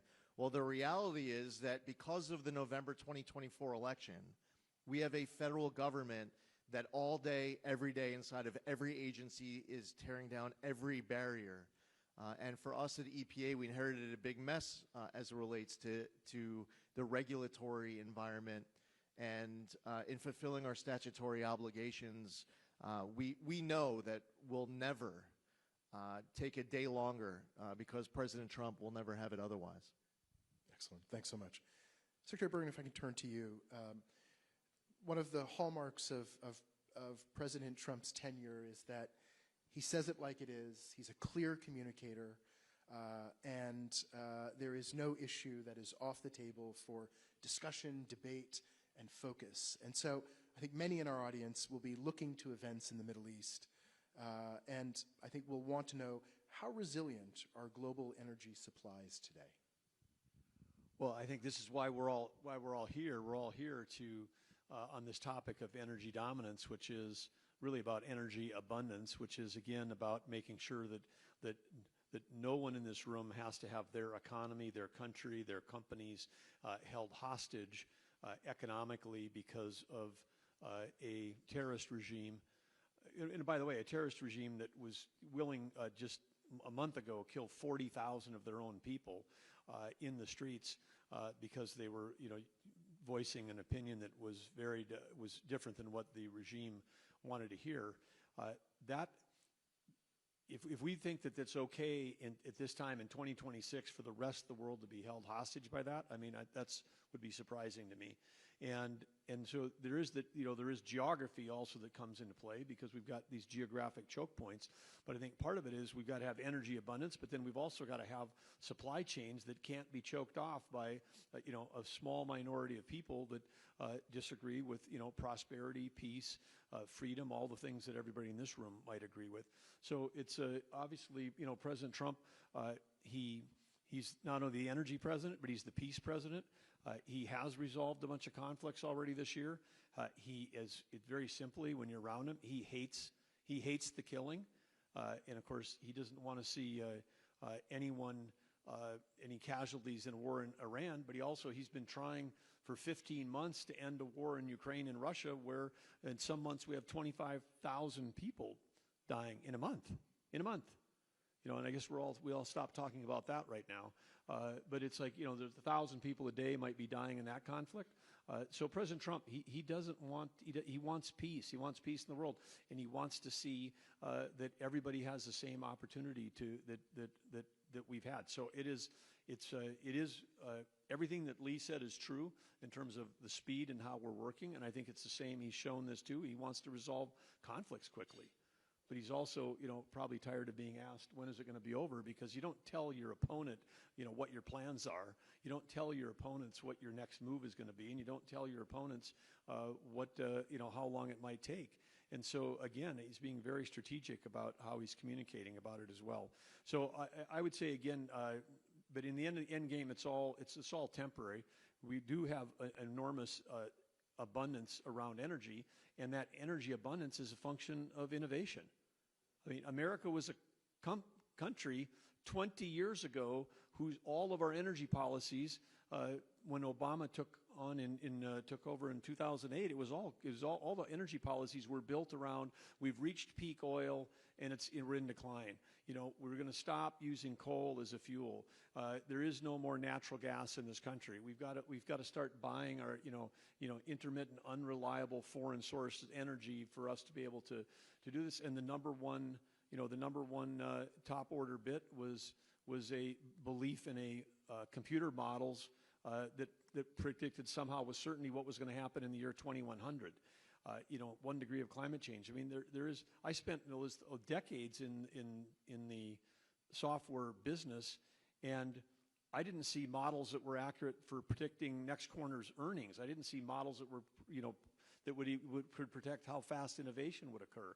And so you spend your whole life being around like, yeah, here's a projection, but we know the projection is going to have variability. And then somehow the thing that was going to determine energy policy for every country in the world, and particularly in places like the EU, was going to be some computer models. And then if you challenged that somehow you were a climate denier, you were a science denier.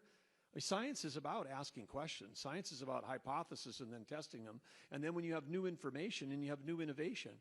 So all of these models, were built around this stuff happening. Then what happened in America? The shale revolution. People figured out, in my home state of North Dakota, the Bakken, you may have heard of that name. The Bakken is a 30-foot strip of rock, 10,000 feet underground. And American innovation figured out how you go down 2 miles, turn a corner, and go horizontally for 2 miles, now 3 miles, now 4 miles. My last year in office 75% of the permits were 3-mile laterals. You're doing all of that from a little 3 or 4 acre pad, so your energy density is like through the roof positive, almost no land disturbance, and then you're producing enormous amounts of energy in a place that people thought wasn't possible. And with that also oil and natural gas. So then that happens in the Bakken, then it happens in the Permian, then it happens in Marcellus in Pennsylvania, and we have 3 shale fields, and now we're the #1 LNG exporter in the world, #1 natural gas producer, #1 oil producer in the world. And 20 years ago, people said we were going to run out of all those things. That was every headline. So I would just encourage everybody, just don't, if we're in an age of AI, if we're not questioning assumptions, if we take an assumption which is unprovable and then decide to build all of our policy around it, that's probably a bad idea. I'm going to bet on innovation. I don't know where innovation is going to take us, but I know that innovation is going to be better, faster, cheaper, smarter, cleaner for the environment. That's the path that we're going on. And so I would just say, again, that's the policies that we're on, are based on energy reality. Energy reality is that energy today is a high-tech business, whether it's the advances coming in nuclear, whether it's what's going on with geothermal, if what's happening in oil and gas, what's happening in all of these unconventional plays around the world, undersea mining. There are so many positive things that can happen. But with that, combined from all of us pursuing innovation, pursuing partnerships, pursuing infrastructure capital, we can free ourselves from being dependent on terrorist regimes. We can free ourselves from being dependent on people that may want to use critical minerals as a stranglehold on everybody else's economy.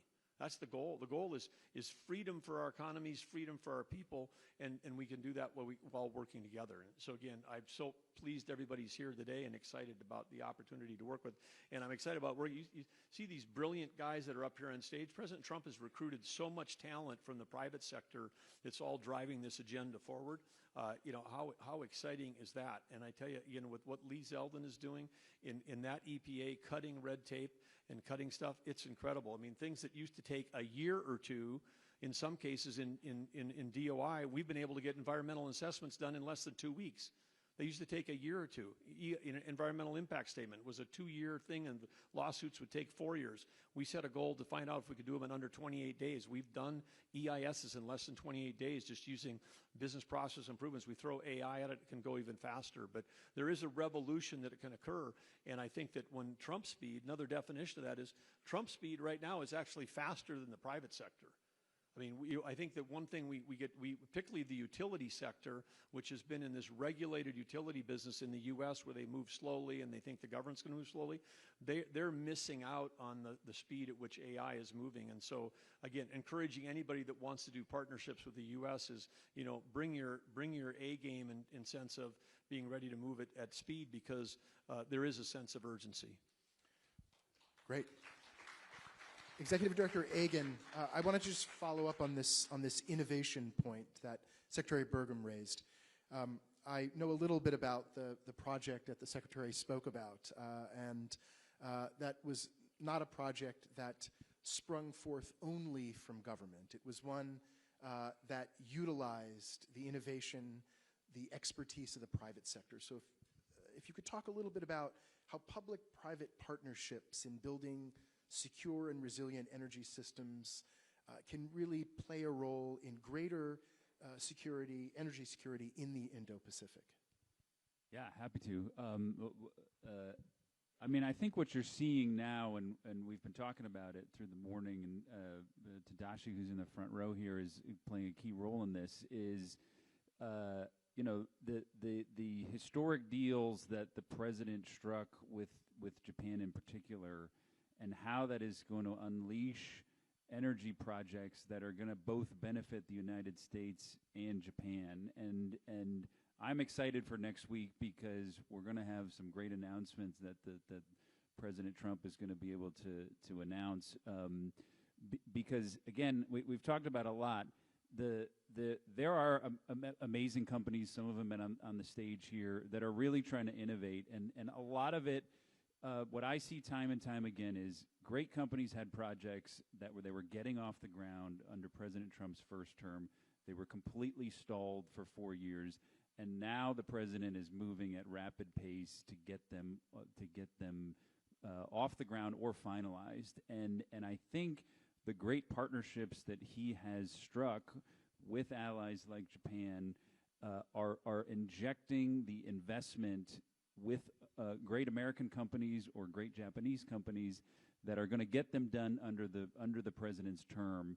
And again, that emphasis to get these done quickly has really taken hold, and the private sector is trying to move at the pace of President Trump.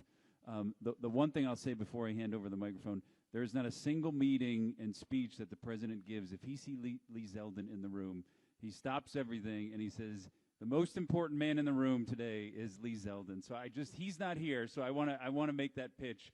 The president loves both of these guys, and every time he sees both of them, makes the point that drilling and energy production is at an all-time high, thanks to Secretary Burgum, And the work that is being done at EPA is the most important work that can possibly be done. So you guys are lucky to have both of these guys here today. Excellent. That's great.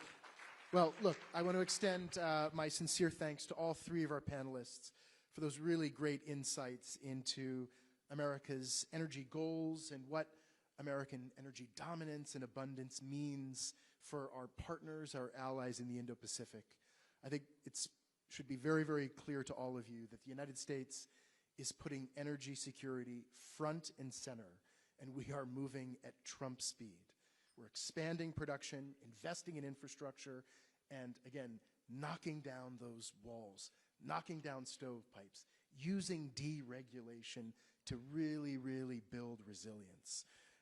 But we also know, and I think you heard this today, achieving energy security takes more than just one country. It requires robust supply chains, open energy markets, and above all, strong partnerships with our allies. So what is happening here today is critical. It is important. It is an urgency that is now. So thank you all so much. And again, thanks to our great panelists. And we'll move on. We're at time.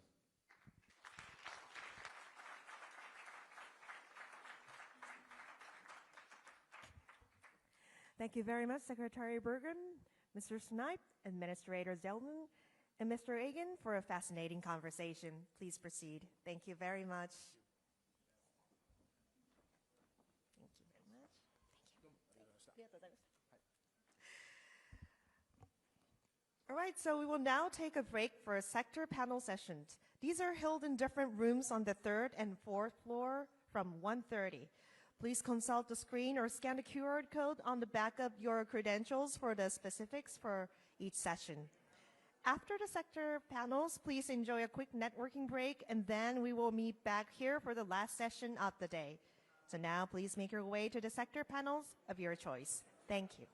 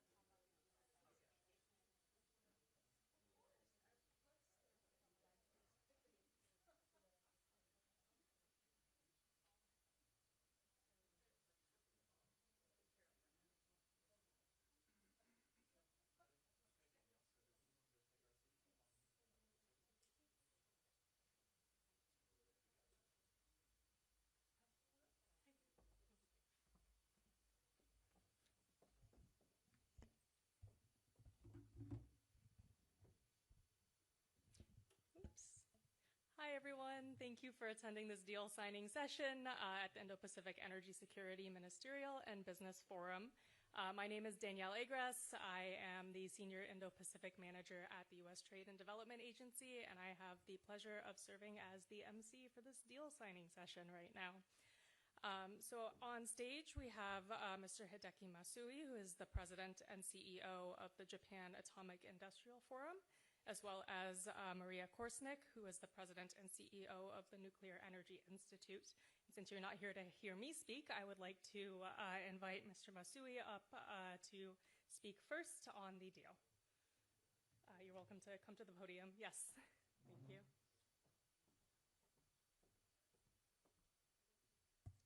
Okay, good afternoon, and thank you for coming. And it is my pleasure today. We are going to sign an MOU. And actually, our organization enjoyed a very long, good relationship. Also, it is very, very productive relationship. And yesterday, actually, I checked in the JIFE, my organization's archive, when we started our collaboration. It turned out it started in 1994. It's actually the year the NEI was established.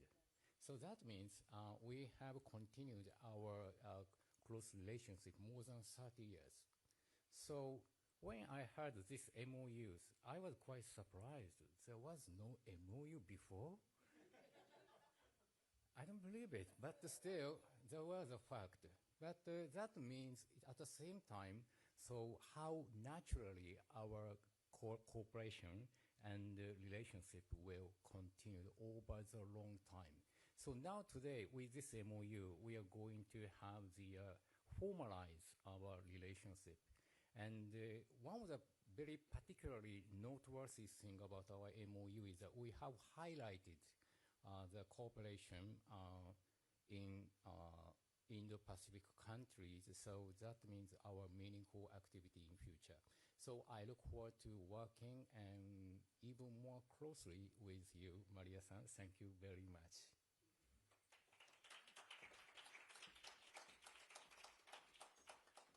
Thank you so much. Maria, would you like to come give a few remarks?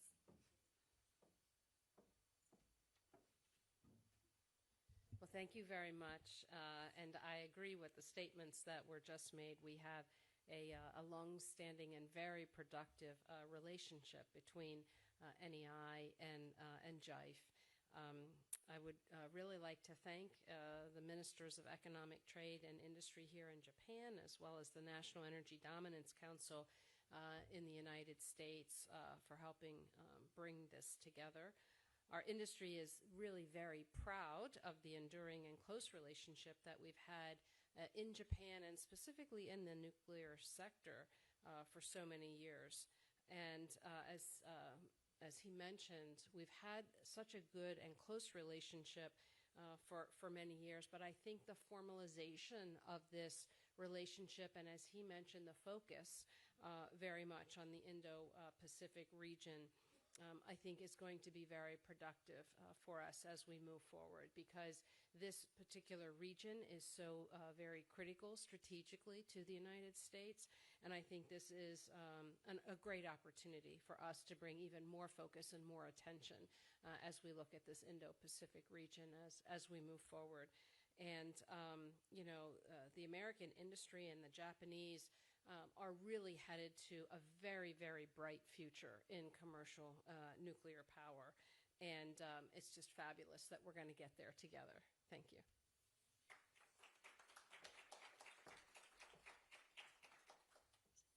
Thank you. So we'll now proceed to the deal signing. At this time, I'd like to invite the two witnesses to the stage to witness the signing. This would be Beth Urbanas, who is the Deputy Assistant Secretary for Nuclear Energy at the U.S. Department of Energy, as well as Satoru Yasuraoka, who is the Director for International Affairs of the Agency for Natural Resources and Energy at METI. Feel free to go ahead and sign the document, and once you're done signing, you're welcome to hold it up for a photo opportunity.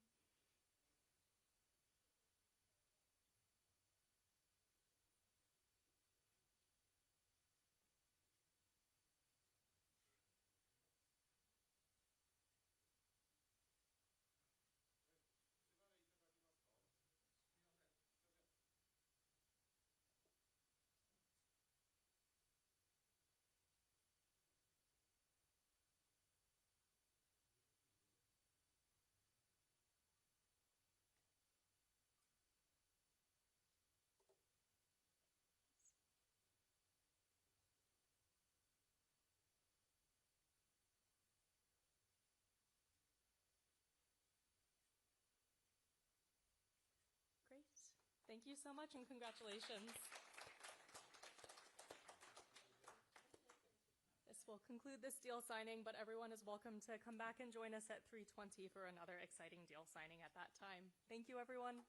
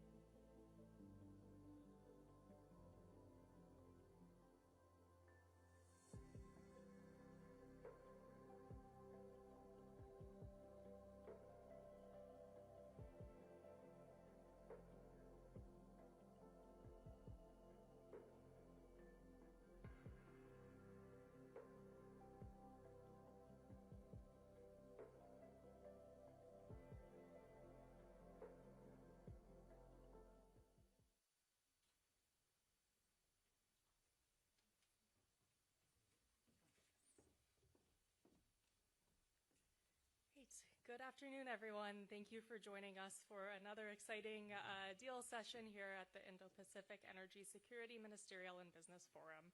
My name is Danielle Agres. I will be emceeing this deal signing today. I am the Senior Indo-Pacific Manager with the U.S. Trade and Development Agency.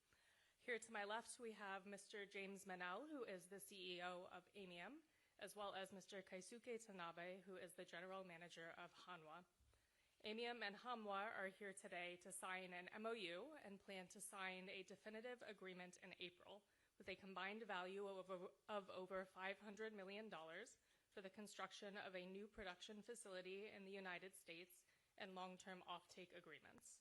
The new facility, which is projected to start up in 2027, will use agricultural waste to produce more than 1 million megawatt hours of reliable electrical power in the United States and provide chemical and energy inputs for steel production, which will be exported by Hanwha for use in Japan. So at this time, we are ready to sign the deal, and I would like to call up the witness for the signing, Ms. Hinako Yoshida. Please feel free to go ahead and sign the deal. When you are finished, please hold up the agreements for a photo opportunity.